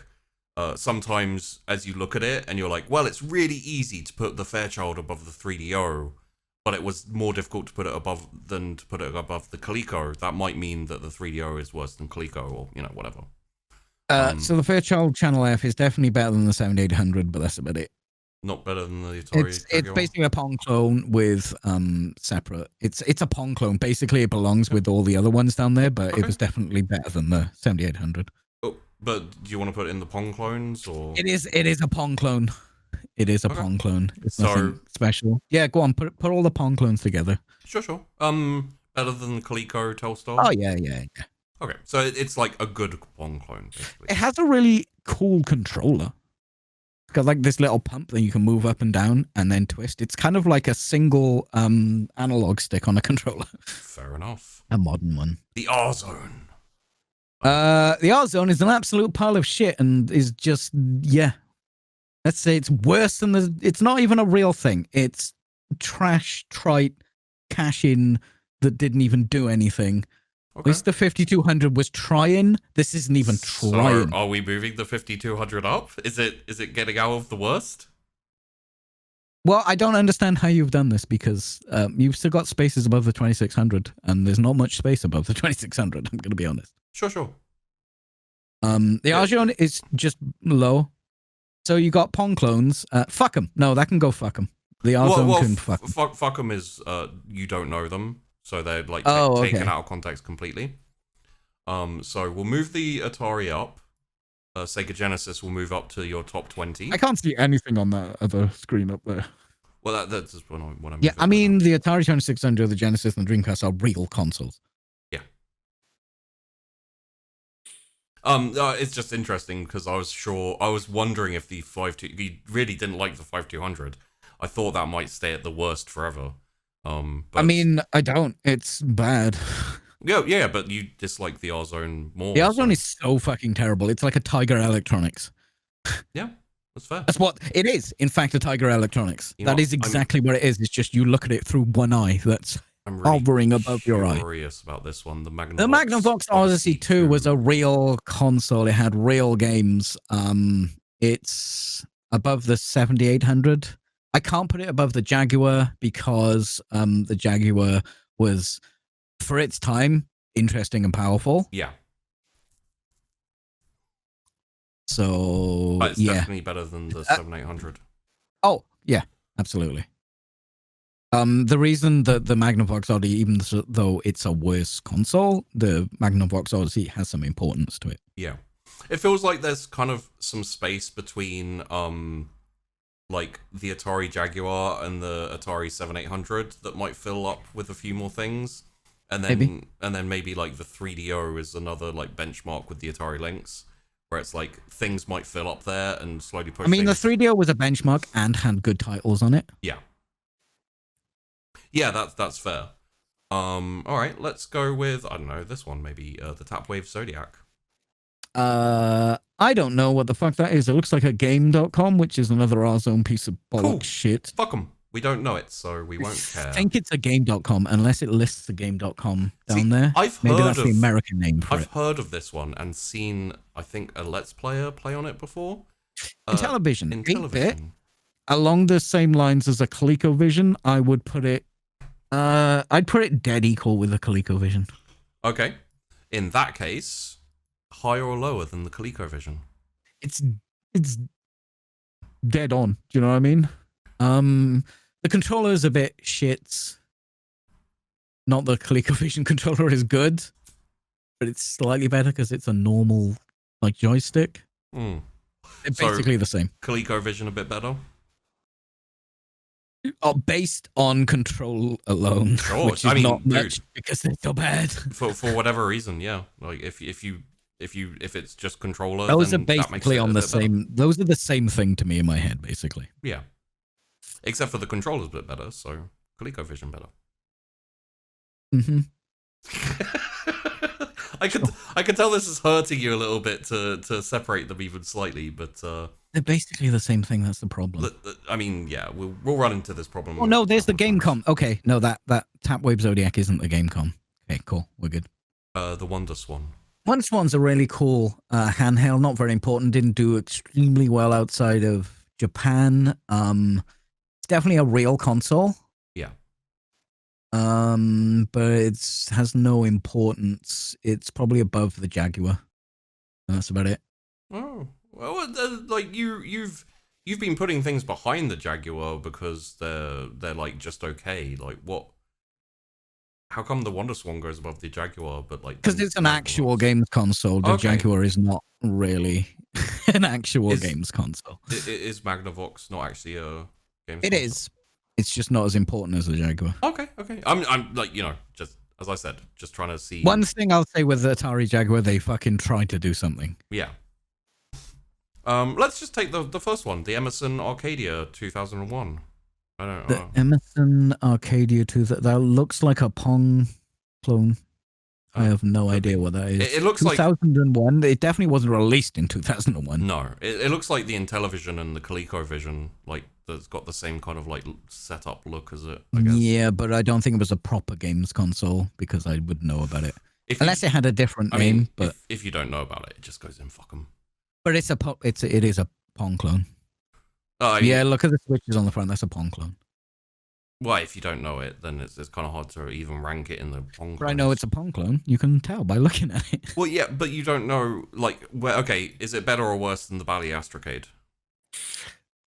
Literally all those in a line are probably the same because they're all Pong clones. Okay.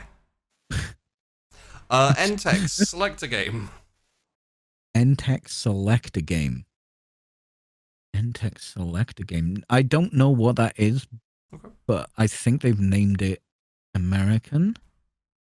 And I might have heard of it. It looks like LEDs. It kind of looks like it's got a Pong on it, to be honest. Yeah, but it looks like it's done with LED, so it'd be more modern than a Pong thing. But I don't know this one. That's cool. I don't know this one. Adventure Vision. Adventure Vision. Wait for you to drag it. No idea what that is. Okay. I'm just seeing. I'm going for a few ones that I have no idea what they are, so that we can maybe get through a few fuck'ems. Epoch GPC. Fuck'em. Okay, don't know that idea. One. Microvision. Microvision. Now I do know what this is. It's not exactly great, but it's a very early handheld. Okay. You see that beige bit on the thing? That whole thing came out. Oh. And you'd put a new game in there. The problem is that plastic bit at the back is just a big lump of plastic that didn't do anything. It held the batteries. It's definitely not R Zone Tripe, but it's not great. It's above the R Zone, but Is it just below the 5200? Yeah. Yeah. It's kind of the games are kind of like Tiger Electronic Games, but it's before basically the Tiger Electronic Games were just cash-ins to get your money with shit. It was before that. So it wasn't a cash-in, but it was as shit. Let's go with the Turbo Graphics. Turbo Graphics. 16. That's such a cool. It's 16 because it came out in the 8-bit era, but it was a 16-bit machine. But it was not really. It was an 8-bit machine. It was like, it's actually really cool and interesting. It was like a bridge in between the two. It's difficult. It's kind of like the Jaguar was technically a 64-bit machine, but it wasn't. Okay. It wasn't quite there. Is it going to go around that era then, like area then? I would put it above. Okay, so the gap between something like an Atari Lynx and a ColecoVision is night and day. Can we have another one in between there? Can we put Atari Genesis and Dreamcast up one and then put this one behind the 3DO? I think it's better. No, it's not better than the 3DO. Okay, so I need a bit more context here. Where's it going? I'm trying to decide if it's above or below the Coleco and Intellivision. Okay. I think it is. Okay, so it's just behind the 3DO? Yeah. Not better than the Lynx, the 3DO, or the Dreamcast. No. I mean, this one was a proper console. It's just 3DO did some cool things. Yeah, I mean, yeah, fair enough. But better than the Coleco Intellivision in your My humble opinion. Yeah. Well, I'm actually kind of leaving quite a few of the better known ones till last, but the SG-1000. SG-1000 is basically the Master System before the Master System came out. This is what they sold in Japan before they went, oh, we should make this a console, and then Sega. So that was one of the things Sega was making before the Master System, but it's essentially a Master System. Okay. So it's a real console, but it's probably not as important as the Odyssey. Okay, so just above the WonderSwan? Yeah. WonderSwan, again, these are both like almost exclusively Japanese consoles. Yeah, and also does the fact that the Master System was such a big thing comparatively kind of like diminish the it's essentially the same thing. So, yeah. But that wasn't sold over here, so it didn't sell well. I mean, it is a Master System, but it's it's the SG-1000. It's not the Master System, right? Yeah. Okay. But it's definitely a real console. You know what? Speaking of Sega Master System, why not? Master System. I didn't like it. Oh, okay. But it isn't bad. It's definitely above Colecovision. It's probably below TurboGrafx. Oh, okay. So definitely, like, it's a real console. There's definitely fun to be had there. You wouldn't. It's like, I can appreciate that it's a good console. Yeah. I think the Nintendo NES was better, but this was visually more impressive. Well, speaking of, how about the NES? NES is such a landmark thing so because cool. Yeah, you got so much good in there. They invented that it was not a game system. They sold it as a robot control entertainment. That's why it's called the Nintendo Entertainment System. It's not a video game. It's not. But it's so important. It's gonna go above the Genesis. Okay. Because it basically went, hey, video games are actually cool, aren't they? Well, it was like, yo, this isn't that horrible ET video game bullshit. This is ET isn't that bad. What? Also, it was made in like a fortnight. It's incredible, actually. ET is incredible. It was made in 20 fucking minutes by one dude. That doesn't make it incredible. Do you know how much money it made as well? Holy shit. Okay. It made so much money. Does that mean that... But it was indicative of computer game companies just shitting stuff out to get it out there so they can sell. So. Yeah. Does that mean that it's better? Is it better than the 2600 for you? No. No? No, the 2600 is too landmarky. Okay. I mean, the NES is pretty landmarky, but fair play. Yeah, it is. But, the Magnavox Odyssey is very landmarky. It's the first home console. So I have an opinion on this, which is why I want to do this That's the wrong color and shape, but... The Super Nintendo Entertainment System. Which I don't think anyone's called it that ever. It's just the SNES or the Super NES. SNES. I say SNES. Or SNES. But I used to say SNES. The SNES. So... I mean, it's going to go up here somewhere, right? So... Yeah. I'll put it in front the UK. Of the Dreamcast. So, if you're American, you're watching this, you're like, oh, yeah, the Super Nintendo is obviously above the Genesis. But in the UK, Genesis was... the Master System. Sega was bigger. Yeah. It also came out first, but because of my own biases, it's one of my favorite systems of all time, and it's above the NES. Oh, the SNES is above the NES? Yeah. Dude, you set me up to put it... I was totally expecting to put it behind the Mega Drive. I was like... Well, this is my tier list, right? My bias. Oh, yeah, absolutely. But like the way you were saying everything, I was like, oh, it's not even going to get past the Mega Drive. Because I actually agree. I think it's better than the NES. I think, like, they took the NES and they just went, let's make everything about this better. Yeah. And technically speaking, I'd probably put the Mega Drive above the NES, but that's my own personal like preference. I think on their own merit, if I had to play one, I'd definitely choose the Mega Drive before the NES. Yeah. But NES is very important for the video game crash. and it's your tier list for whatever reason you want to tier them on. So it doesn't have to be like what you'd play or whatever. It's just how you feel about them almost. So I don't know what this is. Philips CDI. The Philips CDI. So same idea as the 3DO, but lacked the power and was sold by marketeers, not people trying to make video games. Ooh, is this like an R-Zone situation? It is utter fucking trash. It's above the R-Zone. Oh, it is definitely above the R-Zone. The R-Zone isn't even a fucking thing. I thought the R-Zone was going to get knocked out of the worst. No. It's definitely better than the R-Zone, but it is utter trash. Okay. It is complete shit. Is it better than the Microvision? I can't actually see the tier list anymore because it goes off the screen. So the Microvision is next. Which one's the Microvision? I can't see them. So it's the one with the plastic front that you take off. Oh no, it's below the Microvision even. Okay, so ColecoVision goes into your top 20 for now. All right, so we'll keep it like that. Next up, we will... Can you zoom out a little bit so I can see it? Yeah, I can actually. I can do it like that. There we go. That might. Oh, you know what? I'll do that. Sorry, I should have done that before, but my brain wasn't thinking on the right thing. So what I can do is I can actually do the snibble snurkle. that and that. So if I put it about. Oh, that's so much better. I can see so much more. Yeah, put it about there. You'll be able to see things a bit better. That was a good idea, dude. Thank you. The zoom out has helped us. So let's go with some of these are just like pocket and pocket color, but I think you'll probably have opinions on them all.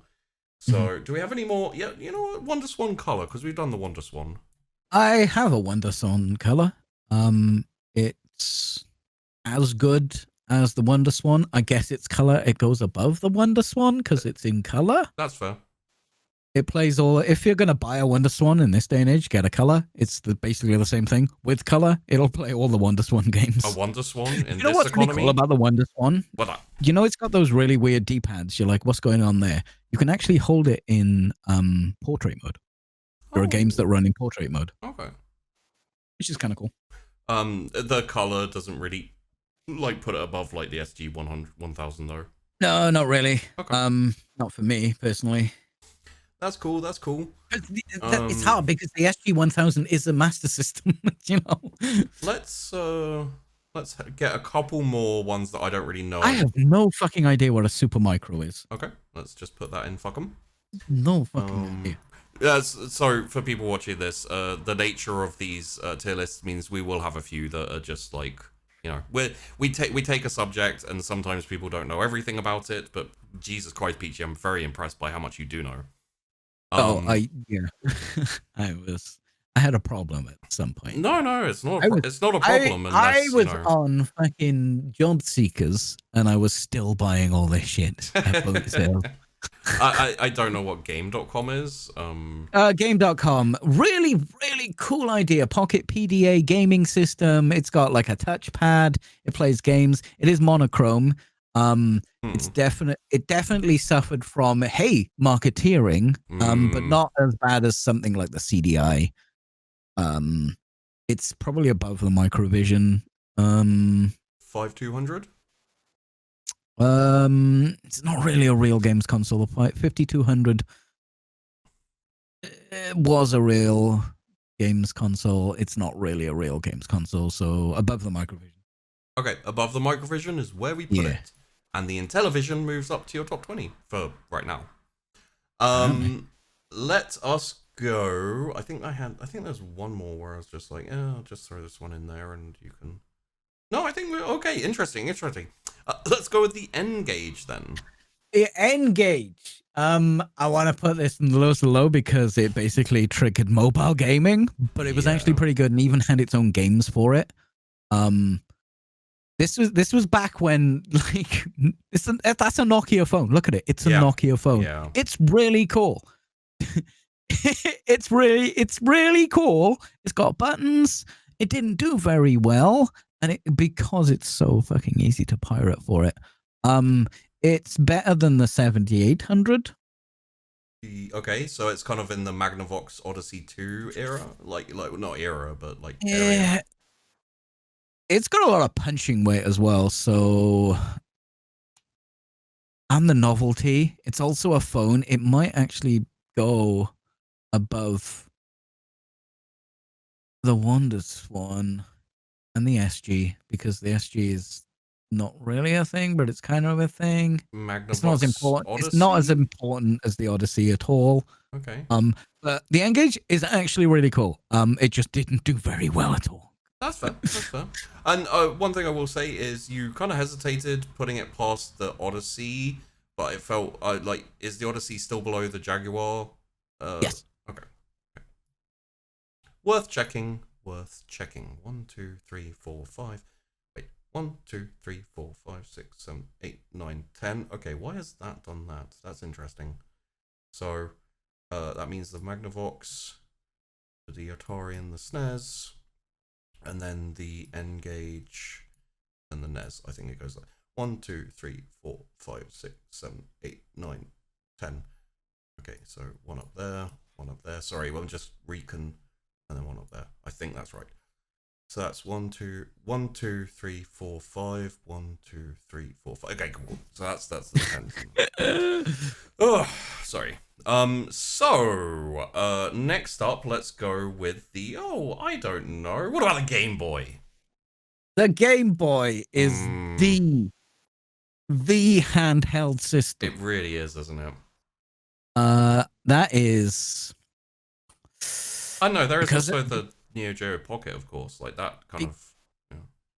Because of the importance of the Game Boy, it's above the Dreamcast. Okay, it's not better than the Mega Drive. See, okay, the NES was super important. Yeah, but like, there's better things than the NES, definitely. But not when you take everything granted. Sure. Like, the impact of the Game Boy was huge. Yeah. Huge. True. But the impact of the NES is why we have video games today. So sure. Yeah. But but it's why we have video games. But think about how many people who didn't want a console, like the NES, but took a Game Boy, and that led them into, like, you could maybe argue importance-wise, the Game Boy is more important than the SNES. It is, but no, not than the SNES. No, you could argue it. I think it's more important than the Genesis, but I think the Genesis is more fun. Absolutely, yeah, that's fair. No, I'm happy with that. Okay, it's my job to challenge, but it's not my job to change your mind. Game Boy Color. I assume just in front of the Dreamcast. No, Game Boy Color is not there. It did better than Lynx. It's below the Dreamcast. Okay. It's still cool because they kind of got color. The Game Boy Color is just basically, we slightly updated the Game Boy. Yeah. You know what I mean? But it's still a great system. Okay, here's a question though. You put the WonderSwan Color above the WonderSwan, but didn't do the same with the Game Boy and the Game Boy Color. True. But the release difference between the WonderSwan and the WonderSwan Color is like a couple of months. Yeah, that's fair. It's like the Game Boy was going for years, and then they went, "Hey, Game Boy 2." Yeah, that's fair enough. Let's go with let's go with the Sega Saturn. The Sega Saturn. I don't know how I feel about it. It's cool. Sega did not want to let go of 2D. They didn't want to let go of 2D, so the 3D power of the Saturn. Sorry, I hate to interrupt you, but I'm not going to be able to stop laughing. Edris just said, Game Boy Color is a good, strong system. It made a good showing. So go ahead and move the Space Wolves down one. Did I tell you about that meme in the last? Yeah. Okay. It made me laugh. I was like, God damn, I love that joke. Poor Space Wolves. It also works with LOL. It's like, team was really strong. Better nerf Aurelia. Sorry, Sega Saturn. Continue. Yeah. And they were fucking about with the 32X. Yeah. They shouldn't have done the 32X. Like, maybe the Saturn would have been better if it came out sooner without fucking around with the 32X. It's a good system. It's not as good as the Game Boy Color. It's better than the Atari Lynx. Because there's still some great stuff on there. That would put it there. Because like Knights and it's a proper system. That's definitely in the sort of Hall of Fame up there. Okay, that's fair. Let's go with Game Gear. The Game Boy Game Gear. Game Gear was so cool. And kind of. I would like to put this really high, but having played them a lot, you could only play them for like 20 minutes before you needed new fucking batteries, and it took 6 of them. Yeah. It was the only reason it failed is because battery and power usage was just not ready for it. Yeah, I kind of put it above the Game Boy Color because the Game Boy Color is basically a rehash with extras of the Game Boy. I'd kind of love to put it in its own Icarus class, where it just flew too close to the sun. Yeah, and then melted. Yeah. But I remember I had a Game Gear and I actually really enjoyed it, but I had the same problem. Really cool. I had the same power as a Master System. Yeah, I had the same problem where, like, you know, the fucking batteries always ran out so quickly. It was you could actually get an adapter where you plugged into the Game Gear and you could just put straight up Master System cartridges in there. It just played them. Yeah. You know what? That's cool, dude. You know, I feel the difference. The reason why actually I put the Game Boy Color above the Game Gear is because the Game Gear is something you could play at home, which kind of... And the Game Boy you could actually take outside. Yeah, like, you know, when your parents were taking you off on a big trip or something, you wouldn't take a Game Gear with you because you'd have it for 20 minutes. If you could only take one, you'd take the Game Boy. You would take the Game Boy. Like, and I feel that, like, you make the thing about the Game Gear where I'm like, I really liked it, but I'd put it below, like, even... Well, maybe not the Sega Saturn, but I put it below the Game Boy Color because it didn't. There was no way really that it was mobile. So, you know, it wasn't a handheld really because you couldn't take it very far. It's just the Game Boy Color is just a slight different iteration of the Game Boy. Sure, but I feel like as cool as the Game Gear is was, like a proper color console. The Game Boy is not. Absolutely. But as good as it was, it failed in its intention, essentially. But the only reason people would have bought Game Boy Color is because their Game Boy broke and they couldn't buy a new Game Boy. Sure. But I still feel like the Game Boy in general, Game Boy Color or Game Boy, still was essentially better than the Game Gear. It's just I don't personally agree with that. You could even watch TV on the Game Gear. For 20, it's incredible. For 5 minutes if you're watching. Yeah, you could watch you could watch half an episode of Faulty Towers on that. Yeah, that's true. Okay. Half an hour of 40 Towers. I mean, let's get the Neo Geos out the way, shall we? Neo Geo. Is that the AES? The Neo Geo AES is the fucking. I want it. I still want it. I want it as a kid. I want it now. It's phenomenal arcade power in the home. It did cost $57 billion, and that's why I can't put it higher than a Game Boy, but it is incredible. So just above the Dreamcast? Yeah. Okay. And I still want one to this day. So what we're going to do is we're going to have to make another one, add a row below. Thank you. 31 to 40. Oh no, I shouldn't. Yeah. Probably the best way to do it is like this. Okay.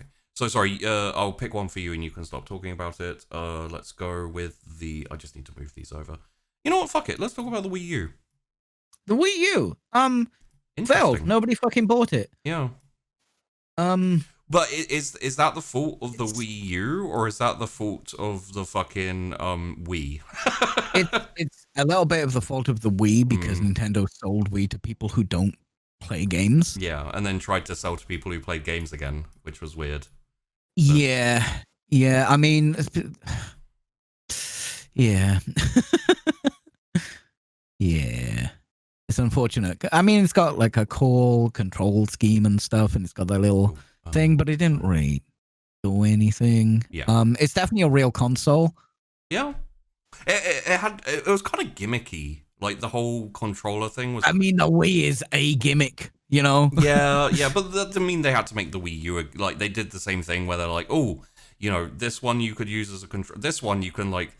I always remember really wanting to play that zombie game, Zombie U. Yeah. Because I was like, that's a really cool idea. But then ultimately, it's just a gimmick where you can look in your backpack, and you can like do. It's like, I don't know. It's still a real console. Yeah. I would probably put it. I didn't really like the Master System, but I think the Wii U isn't better than the Master System. Right. So just above Coleco. Yeah, that's gonna hurt a lot of ColecoVision fans. I can like honestly, I could see you putting it lower just because it just didn't do much of anything, but. Like it's a more recent one, so it's more fresh in everyone's minds. But it's like the Wii U was just such a wet fart to me, where like put it below the Intellivision. Okay. You know what would really hurt Nintendo fans is if you put it below the SG-1000. See, the SG-1000 it just shouldn't be on here. It is a Master System. It's the same fucking thing. That's fair. But it's another nice yardstick for you to like contextualize what you like and what you don't like. So I'm happy with it there. Okay. Next. Let us go with Neo Geo Pocket, and you know what, Neo Geo Pocket Color as well. Pocket Color. Yeah. Kind of limp. The Pocket Color is really cool. It's a bit more cooler than a Game Boy Color, but as a console, it's kind of meh. Yeah. I'd probably put the Color above the Wonder Swan. Got ya. Not better than the Wonder Swan Color? This is basically the same thing. They were released at the same time, and one's just a cheaper version of the other one. Yeah. I'd put the Pocket Color above the Wonder Swan Color, and I put the Pocket below the Color, I guess. Okay, kind of they're kind of all in the same place for me. Well, do you want to just put the Pocket in Fuck'em? Along with the Wonder Swan, because it. Yeah. And can then we put the SG there? It's just I do know what these are. It's just the SG. Okay, yeah. We can put the SG 1000. And then it's just it's the same thing as something we've already got. We'll move the Pocket Color up to there, so that's the current situation. Situation. No, it makes sense because like the only one I think would make much of a difference in this context is the Game Boy Color and the Game Boy. There's a huge gap between the release dates of those. Yeah. And when they made the Color, they didn't fuck up at all, Yeah. Okay. So let's do a little bit of Okay. Because we've done. We're going modern now, aren't we? Yeah. We're going like all of the biggies, the big boys. Let's go with the Wii. Okay, the Wii. I don't really like it. Nope. It's barely gaming to me. But it's a landmark console. Yeah, it doesn't mean you have to put it high though. No, I do. You got. I personally have to take everything into account. I think it is. I'd put it below the Wii U.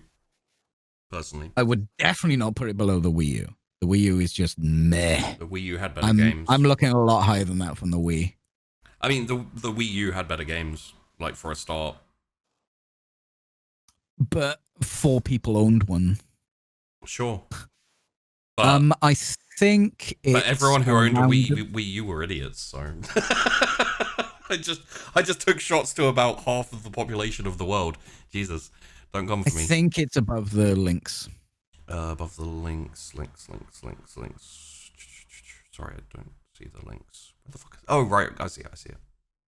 Just below the Sega Saturn? Yeah, it's definitely better than the Sega Saturn. That means the NES has currently gone into the top 10 as things stand at the moment. Cool. In that case, let's also go for the Xbox. The Xbox. See what I'm doing now? To right now, the Xbox, if you want an emulation fucking system that'll play 16-bit and like all those cool old games, is more powerful than the PlayStation 2. It is a phenomenal console. It is so good, in fact, that I would put it above the Neo Geo. Ooh, okay. Above the SNES? No. No. Silly sheepy boy. I'll just move those back into context. I don't think it was the Wii U's fault that it failed. I think it was Nintendo's fault and the original Wii's fault that the Wii U failed. Yeah. Yeah, that's fair. And Nintendo came back pretty strong after that, so. Sure. In that case, it will be the PS2, won't it? PS2 is one of the greatest consoles ever fucking made. Put it right there. Agreed. The Atari 2600 is one of the most important consoles ever. Yeah. But the PlayStation 2 is so fucking good, it beats it. I agree. It's phenomenal. It came with a DVD. I had a DVD player in my room as a kid. Like the only thing you have to think about with the PS2 is just the pure number of amazing games that you could play on your fucking PS2.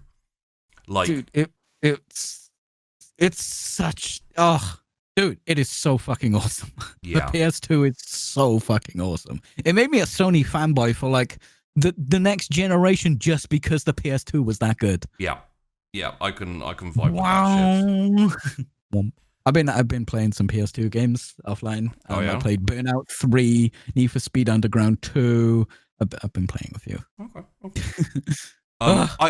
Good. Yeah, I have some opinions on these ones coming up. But let's go with the where was I going to go with this? Oh yeah, N64. N64 is a phenomenal console. I agree. I'm not sure for me personally, it's better than the SNES. I think. Oh, you're putting it below the SNES, and the SNES is. The thing is, right? If you said, "Do you want to play a Sega Genesis?" Yeah. Wait, why is Sega Genesis above the SNES? Sorry, I may have fucked it up a little bit. That's my bad. There we go. Okay. Because when I was moving them, I must have put. They can. Did I put the Game Boy above the SNES? No, I don't think so. Again, my fault. My bad. Sorry. There we go. If I fucked up any of the others, please let me know. I had to move them down to make way for another line. It looks okay. It looks good. That's basically it. Yeah. It's such a good console, but I love the SNES more. I love the SNES more than I love the N64. That's fair. Do you wait? Was the Game Boy above the Sega Genesis? I think it was below the Sega Genesis, wasn't it? I think it might have been. Yes. Yeah. Sorry. I'm trying. I did fuck up a little bit, and I was like, I think that's all right. But yeah, it can be a little bit fiddly, like putting them on the right side of things. So. Yeah. So just above I love the SNES more than I love the 64. That's like, dude, I can get on board with that, to be honest. Like, puts the SNES up in your top 10 for now. Like, as we go on, obviously things will change. Yeah, buddy. I will say, like, the Nintendo 64 had GoldenEye.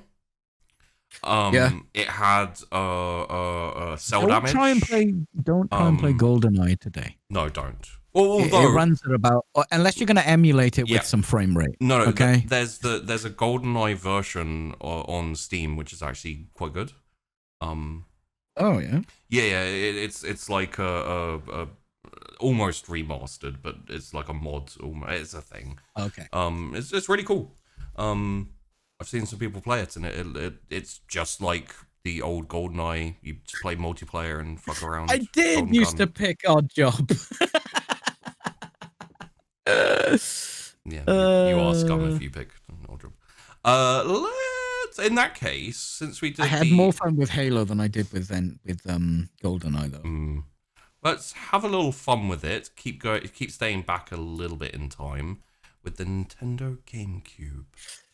Oh, GameCube, same sort of power ratio as the PlayStation 2. Didn't have half the features of it had a fucking terrible controller. Had a fucking carry handle. Is this supposed to be a fucking portable? If it's a portable, that's amazing. It's not. It's still really cool. I like it. That's the one that had cell damage on it, actually. I mean, the PlayStation did the games that the Nintendo GameCube had, but better. Yeah. It's definitely not. I mean, it's good. It's probably below the Neo Geo. I was gonna put it below the Dreamcast.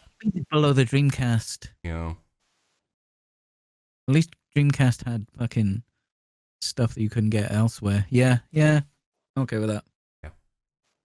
That's exactly, like, weirdly, that's what I was thinking. I was like, I'm not a super fan of the Game Gear. I do really like the GameCube. I don't think I ever played on Dreamcast, but I think Soul Calibur was one of the really cool games on Dreamcast.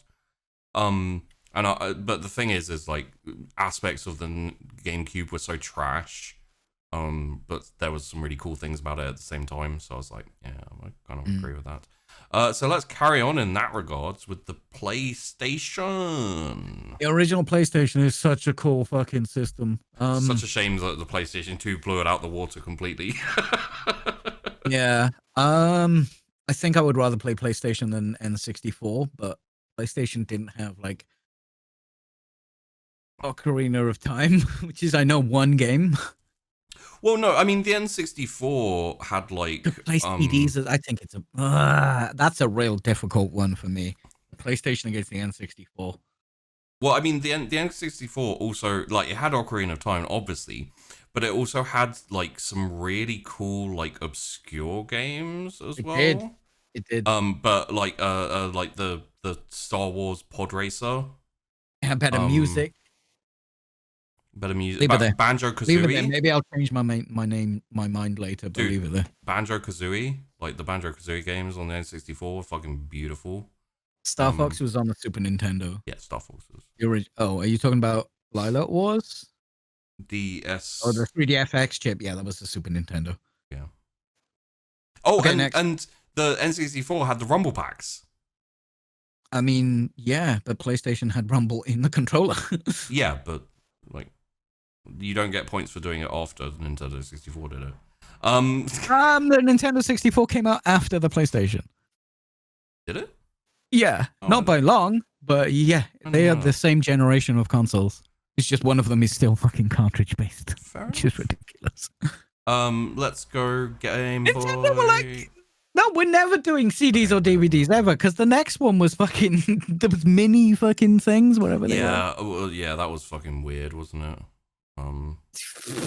What was that on the mini CDs? The mini CDs were the GameCube. Right. Yeah. Oh, yeah. Right. That was really fucking. Yeah. Fuck. Earlier Nintendo. iterations of the week, you can actually play GameCube games on, which is really cool. Game Boy Advance. Game Boy Advance is such a cool system. Right? It's not quite a Super Nintendo in your hand, but it's fucking cool. That's some cool ass shit on that game. The Game Boy Advance kind of felt like they were like, okay, you remember the Game Gear? We're gonna do it right. Yeah, definitely. That's what it feels like. Yeah. I don't think it's as good as the Xbox, because the Xbox to this day you could buy one and play some Really? cool ass fucking things. You see, that's weird, because I'd put the Game Boy Advance above the Game Boy. Like, as iconic as the Game Boy is. I wouldn't, because the Game Boy is so high because of how important. That's fair. That's fair. And I would play an Xbox today. I'd probably at a push I'd play an advanced game. Would you play a Game Boy game? Yes. I actually have been playing Game Boy games on the toilet. God, you're such a nerd. Okay. So Sega Genesis, Sega Mega Drive goes up to the top 10. Sorry to do this, but what? Does this work? Oh, sorry. Is that loud? No, it's fine. I was gonna make a joke about copyright, but I don't think so. What's next? Let's go with I want to leave that one. So let's go with PlayStation Vita. Vita was really cool. Yeah, really cool. I never played it. The Go is basically a Vita, but it's got a couple of extra games on it. Yeah, that's kind of one of those Wonder Swan fucking Neo Geo deals. The Vita's really really do you mean dope. Do you mean the PlayStation Portable? Like oh Vita? Yeah, it's called the PS Go, I think. What they got? Wait, the same thing. It's just the Vita is the portable. Yeah, they're the same thing. Let's just say the PSP. The Vita is the Go, right? All right, just put the Vita. No, put the portable. Yeah, in the Vita with the Wonder Swan stuff. Okay, so just above the Wonder Swan, or the portable is the one we're going to place. The Vita is basically the same thing. Okay. So the PlayStation Portable is such a cool fucking system. I guess it's going above. In your hand, you got like slightly better PlayStation 2 power. It's got some really fucking cool games on it. It's got one of the best Metal Gear games on it. It's really cool. It's not as important as a Game Boy. I would probably prefer to play a portable before an Xbox, though. So there we go. So it's just after the. It's not Game as Boy? important as the Game Boy. It's just after. You put it above the Game Boy Advance? Yeah. Wow. Okay. Yeah, I would. That's fair. I think it's really cool. If you've never get one, so should we put the Nintendo today? This may hurt you a bit. Should we put the Nintendo DS in Fuckum and 3DS? Like rank that one? Or no, those are two very different systems. I was wondering if they were two different. Okay, so let's do them. So let's do the Nintendo DS. Okay, the Nintendo DS is above the PlayStation Portable. Okay. But not above the Game Boy? They came out swinging. Nintendo came out swinging with a portable and boom. Not above Game Boy? No. Game Boy's way too important. Okay. 3DS is just like, oh, yeah. 3DS. I would rather play PlayStation Portable than a 3DS. I'd rather play an Xbox than it. I'd rather play Game Boy Advance than it. I'd rather own a Neo Geo. It's not the Dreamcast is such a cool system. It's better than the GameCube. Okay. Yeah, I can see that. We may need to make another line, which means I may fuck these up again. Interesting. How many we got? 1, 2, 3, 4, 5. We've got your current 1 to 40, and then the worst being the R zone. So, and we got 5 left. So, I think we can probably just stick them in and yeah, we'll see where we at. Okay, so let's go with the PlayStation 4. I don't really know much about the PlayStation 4. I've never why have consoles? Because I got a fucking PC. Yeah, to give you context, it's got that Spider-Man game that I really want to play. To give you guys a little bit context on my console experience, the last console I've ever played on was an Xbox 360. Yeah. So there's PlayStation 4, PlayStation 3, Xbox One. I have no experience or knowledge of, so I have no and the real Xbox opinion. X. Those are just current gen systems. Yeah. And they've got no importance to me. I mean, I guess the Xbox S is better than the PlayStation 4 because it's got dev mode. I don't even know what the Xbox S is. That's the current, well, not the brand new consoles, but that's what the PlayStation 4 is, but Xbox's version. Oh, I didn't know that. Fair enough. But they're just the current consoles, about, because no one can buy a PlayStation 5. Does PlayStation 5 exist? Yeah, it does. Some people have them. Oh. Just you can't buy them. Oh. There's no stock anyway. Is it like the Go XLR when that came out? Yeah, pretty much. I got one, no problem. I don't know what happened. I was just I pre-ordered mine. I got mine on the day they were released in the UK. I didn't, and everyone was complaining about not being able to get them. I was just like, I'm going to get a Go XLR. And you were like, yeah, you should. They were in stock. And they were in stock when I ordered one, and I just got one. And I was like, I don't see what the problem is. You must have just decided to go and buy one when people just had stock. And they usually have stock for a couple of days, and then they sold out for a bit. Yeah. I just got lucky, I guess. But PlayStation 4 and the Xbox One are just the modern stuff. They're should we rank them both? not important. They're just the current thing. I would put the Xbox One before the PlayStation 4 because, like I said, it's got that dev mode. Yeah. Which is really cool. I'd put them above the Wii, just for my own personal like ranking system. Yeah. But like Game Boy Color, Game Gear, Sega Saturn, it's like, I wouldn't really put them above those. They don't really do anything, do they? No. I think the Wii is more important as a landmark game because people played video games. Would you like to put I'll them? put them below the Wii. Yeah. I just think the Wii is more important on the landscape of video games. Yeah, that's fair. That's fair. Well, would you? Sorry, for some reason I messed that up.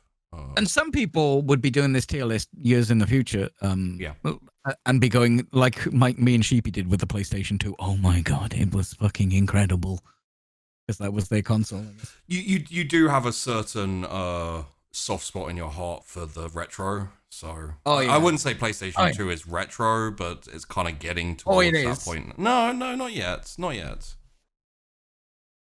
Like I'd say kind of like probably like SNES and below would be retro for my. It is 21 years old. That shit is retro, dog. Yeah, okay, that's fair. Years old. Yeah, I know, that's fair. That's fair. Sorry. PlayStation 3. I actually had one of these. I thought it was really fucking cool. Yeah. And a very interesting architecture, which was almost impossible to draw everything out of it. It's so difficult to emulate. They still can't fucking do it because it's so fucking confusing. It's like, I had a lot of fun with it. Safi, don't say weird things. Oh my god. Oh my god. Dude, don't think about it. Move on. Okay. PlayStation 3. Dude, I'm thinking about it. Oh my god.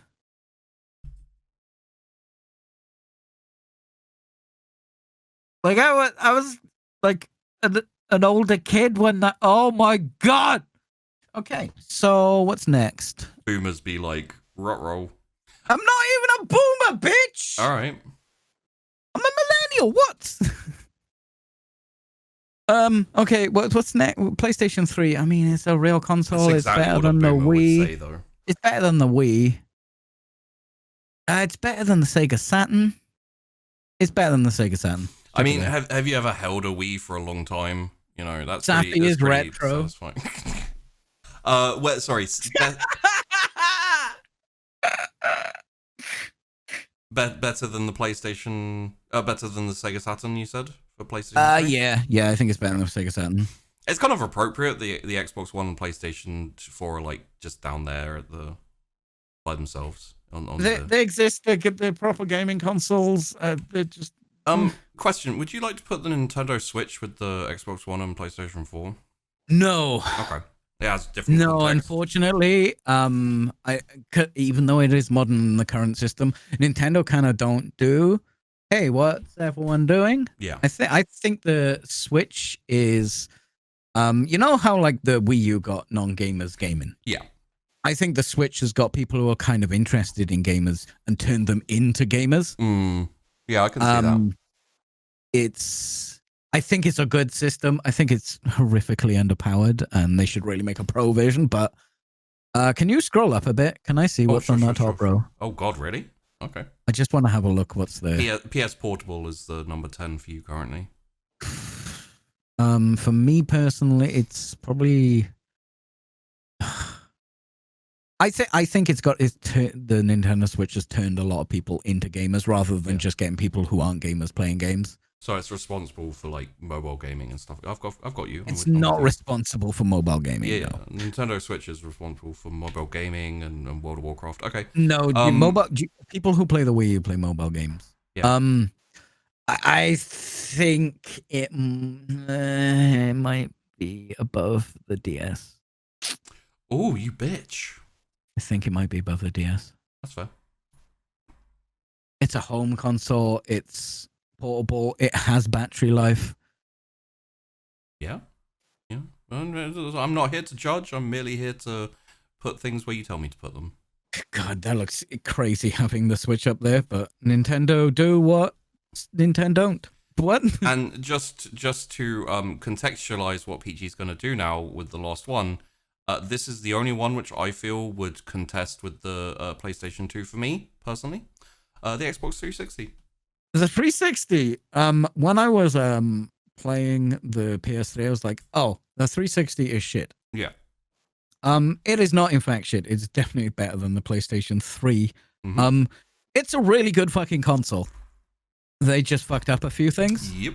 It's like PlayStation 3 did have Blu-ray capability, which should make it better. The 360 had arcade. I will say better than the very quickly to like help. Let me. It is moving around on this board, and I just need a moment. That's why I was going to say something. Because, so, for me, yeah, the only reason why I would put the Xbox 360 below the PlayStation 2 for myself is because the Xbox 360, the one I had, Red Ringed of Death, I had to send it back. It obviously it broke beyond repair. I had to send it back. They replaced it. They sent me another one. That one immediately, when I turned it on, Red Ringed of Death, I had to send it back and get another one. And it was just like, I barely played it for the beginning time when I had an Xbox 360. I loved it, and also the only other thing is the PS2 has the huge catalogue of games, which were awesome. Yeah, so I think the 360 is better than the N64. Interesting. I'd have put it above the PlayStation, but I also agree that it should go kind of around that area. I can't believe the Xbox 360 is in my top 6. It's in your top 5 at the moment. 1, 2, 3, 4, 5. No, it isn't. Oh yeah, I can't count. Okay. Wow, I can count? Yeah. So what? I got more modern systems up there than I thought I would. More modern. Yeah. I was kind of wondering whether anything would break the Atari 2600 if I knew that the PlayStation would. Yeah. It was like me and the Imperial Guard. Like it was not only had fucking dope ass games, like even the shitty games were like playable, and I had a DVD in my bedroom as like a kid. Like I could watch DVDs, dude. I still had it after I moved out. I could watch DVDs, dude. Yeah. I had a DVD player. They were like hundreds and hundreds of pounds back then. Okay, so 1, 2, 3, 4, 5, 6, 7, 8, 9, 10, which means the Nintendo DS goes like this. So what I'll do, because like the kind of 21 to 30, 30 to 40 aren't as important, I'm gonna have the 1 to 10 be the one with the correct number. So your top consoles of all time that are in this tier list. I really love the Neo Geo and the Dreamcast. Well, we'll see. Your top 10: PlayStation 2, Atari 2600, NES, SNES, PlayStation, Xbox 360, Nintendo 64, Sega Genesis, Game Boy. Number 10 is Nintendo. Top 10, Nintendo Switch. It's crazy. I mean, yeah, it's cool. It's better than the DS. Yeah, I mean, I love the Neo Geo and the Dreamcast though, but they're like 16, 15. And the Neo Geo was way too expensive. Yeah. Way too expensive. I think it's more expensive than it was, which is ridiculous. Surely that makes it better. Like it's gone up in value. Dreamcast didn't have time to just get all them games. Probably the best version of Crazy Taxi is on the Dreamcast. I feel... It had the MV thing with the little portable. Oh, it was such a cool system. I feel like the Dreamcast could have been the PlayStation 2 like type thing if it didn't get immediately overrun by other things. If Sega hadn't already died by the time they released the Dreamcast. Yeah. Well, that was definitely a factor. Okay, here's a question for you. We'll take the, because it's interesting because the top 3, right, are Nintendo, Microsoft, and PlayStation and Sony PlayStation. So I'm like, if you were to rank Sony, But let's go by their actual names, because obviously you're not ranking the company, you're ranking the. If you were to rank Nintendo, the Nintendo game systems, the Xbox game systems, the PlayStation game systems, and the Sega game systems, which ones would go where? Just like because I'm interested. The 4 companies, Just as a whole, yeah. in current state or all capacity of all of them. However ever? you'd like to take it, I guess. Like, it's just for my own interest. I'm interested in how you kind of see them. I mean, Atari are now just fucking shell shit, and they were after the 7800. I mean, it's like Dell, right? You know, kind of thing. Like Trash. Dell computers used to be as companies, trash. Nintendo at least do something different. I don't see, like, current modern day, I don't care about consoles. Yeah. I have a PC that would blow fucking companies out of the water. Yeah. I mean, I can play Cyberpunk at 60 frames per second at 4K. Have you guys gone to see Peachy playing Cyberpunk on like full everything and just like, I swear that you need to experience that. If you can't do it yourself, which I understand, I can only do it because it's literally my fucking job. You need to experience Cyberpunk at max. Yeah. Everything. It's incredible. Go watch Peachy playing it. It's really cool. Also, have you played I want to say Elite Dangerous and No Man's Sky, but that's not the one. It's the Star Citizen.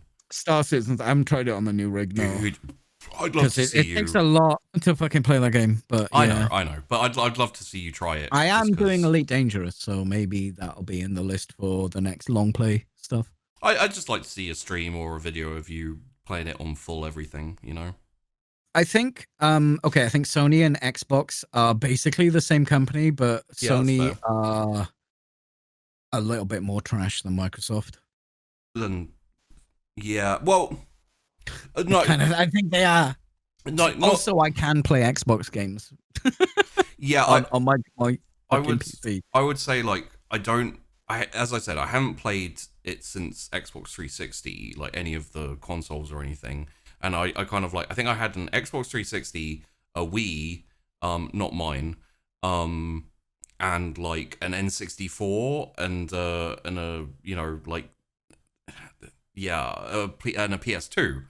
So like my own take, which isn't important, but I'm like, I don't care about Nintendo. They don't make games for me.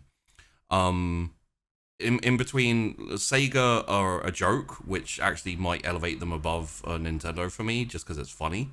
Sega are dead and just make video games now. Yeah, and they make bad all video over games. Your favorite franchises. Yeah. And but I'd say between Sony and let's say between PlayStation and Xbox 360, I feel like nothing will reach the height of PlayStation 2, and I don't think it will. They've kind of been garbage since PlayStation 2 for me. So I prefer the Xbox, which it makes me feel dirty, but in the console wars, everyone's dirty, to be honest. Yeah. Because Nintendo still have some of that Sony trash lying around, but at least with their consoles, they try shit. Because they ain't make it. Like, look at where the Xbox One and PlayStation 4 is. They're just the same fucking thing, right? Here's the the same fucking thing. Like, Nintendo actually make something that isn't what everyone else is making. Yeah, they try. Sure. They're not as powerful. They don't have the latest games. They have their own latest games, which in itself is pretty cool because Xbox One and PlayStation 4 have the same fucking games, maybe apart from Spider-Man, which I still really want to play. Okay, so I'm gonna get close to the mic here. Yeah, I think you have to pay for Sony's whatever shit they do now. Here's the secret truth of this tier listing. All of you console owners out there, your consoles suck. PCs are better. It's true. Yeah, that's true. The entire reason we did this is to go. This is all of the shit we love. It's all crap compared to a PC. Fuck off.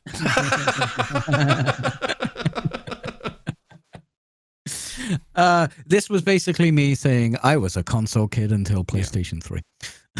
Yeah, yeah. And nothing will ever beat the PlayStation 2. Stop trying. I mean, looking at it, like, yeah, absolutely. But wow, my favorite console of all time is the PlayStation 2. Me too. I'm with you right there, man. That's crazy. That's kind of crazy to me because I think about all the important fucking landmark shit. And the PlayStation 2 is just there going, hey, someone's probably still selling us brand. Someone made a game for us last week. It's still going. Is that the longest running fucking console? Sorry, just downloading the tier list. Sorry, say again? The PlayStation 2 has been, I think, I bet you someone made a game for the PlayStation 2 like the other week still. Oh, yeah, probably. You know what I mean? Can it run Crysis? Modern PCs. I'm not even sure that my PC will run Crysis because of the way Crysis renders and does calculations. Because at the time, Cry Team and Cry Engine were banking on having one core, but bigger and faster core. But we've actually gone for multiple cores. So also, yeah, nothing has ever been able to run Crysis. I will say my computer sometimes has difficulty running Dwarf Fortress, so you know, like it's I have an insane rig. It's it's insane. I have a crazy insane rig. However, having said all of this, still fuck you console owners. Peachy, thank you very much for coming in and doing this. This was so much fun. Thanks for having me. It was fun. Like, I've been looking forward to this. Yeah. Even though I forgot that it was today, I was still legit looking forward to it. Dude, like I just doing the tier listing with you was so interesting. I want to do more tier list. I want to have you on again and have you do like Warhammer 40k races because I did the factions of 40k. But I don't know as much about them. Oh, I know. But like it's just the thing I love about doing these tier listings is not necessarily like the actual tier list itself. It's the person doing it and finding out like how, like, I didn't know you knew this much about consoles, or felt this strongly about them. I kind of keep it hidden. No, like, dude, it's so cool, and like just seeing you get into it and really try and like rank where you want things, and I wasn't able. Like, the thing is you're very definite about it, which is why I'd like to do another one for something you're not quite as like definite about, because I'd love to see you like torture yourself on like, oh god, does this go above this? But or if like, I don't know much about it, then it's easier. This is probably the most torturous one. Really? The Nintendo Switch is apparently my top 10 fucking consoles. Yeah, no, that's... I have played it. Yeah.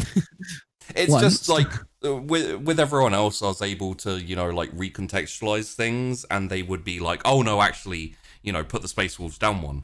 But but no, it was so cool, and like as you said, yeah, you have the Nintendo Switch. The 360 is above the Genesis. Yeah, and like Game Boy, which I didn't. It makes sense where it is, but I didn't. You didn't know it like going in. It's yeah, I didn't know that. Yeah, and even though like looking at like every time things are going up, I'm like, oh, the PlayStation 2 is still above that. It's still above that. It's still above that. If you would have asked me before now what my favorite console of all time is, I wouldn't have said the PlayStation 2. It would definitely have been high, but it is legitimately my favorite console of all time. So I've learned something. Yeah. Like I knew that my favorite was the PS2 just because I got so much joy out of it for so long. But as I said, like the Xbox 360 would be higher for me because I got so much joy out of it for so long. And it's interesting to see how you rank them.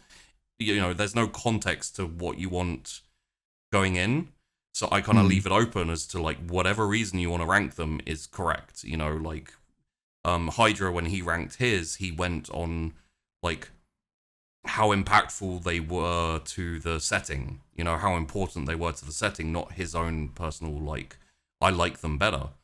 Well, I mean, Impact has definitely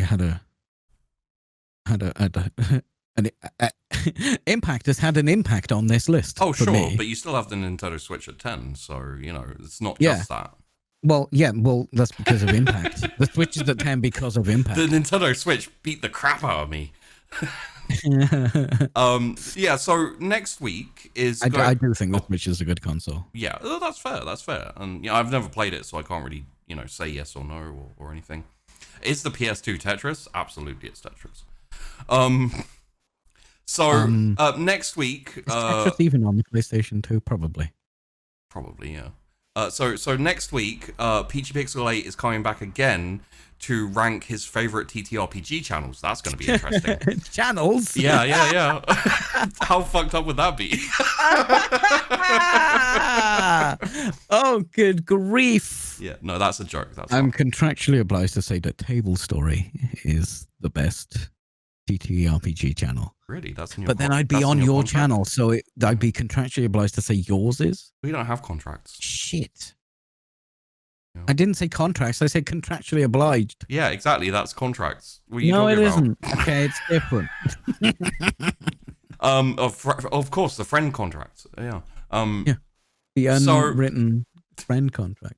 Thank you so much, everyone, for watching. Hope you enjoyed. Next week, I don't know. I'm going to talk to a few people, see who'd like to come on next week, and see what they'd like to rank. Obviously, I'm waiting for After Sunkissed for Tesechka, Tash, and Vandy.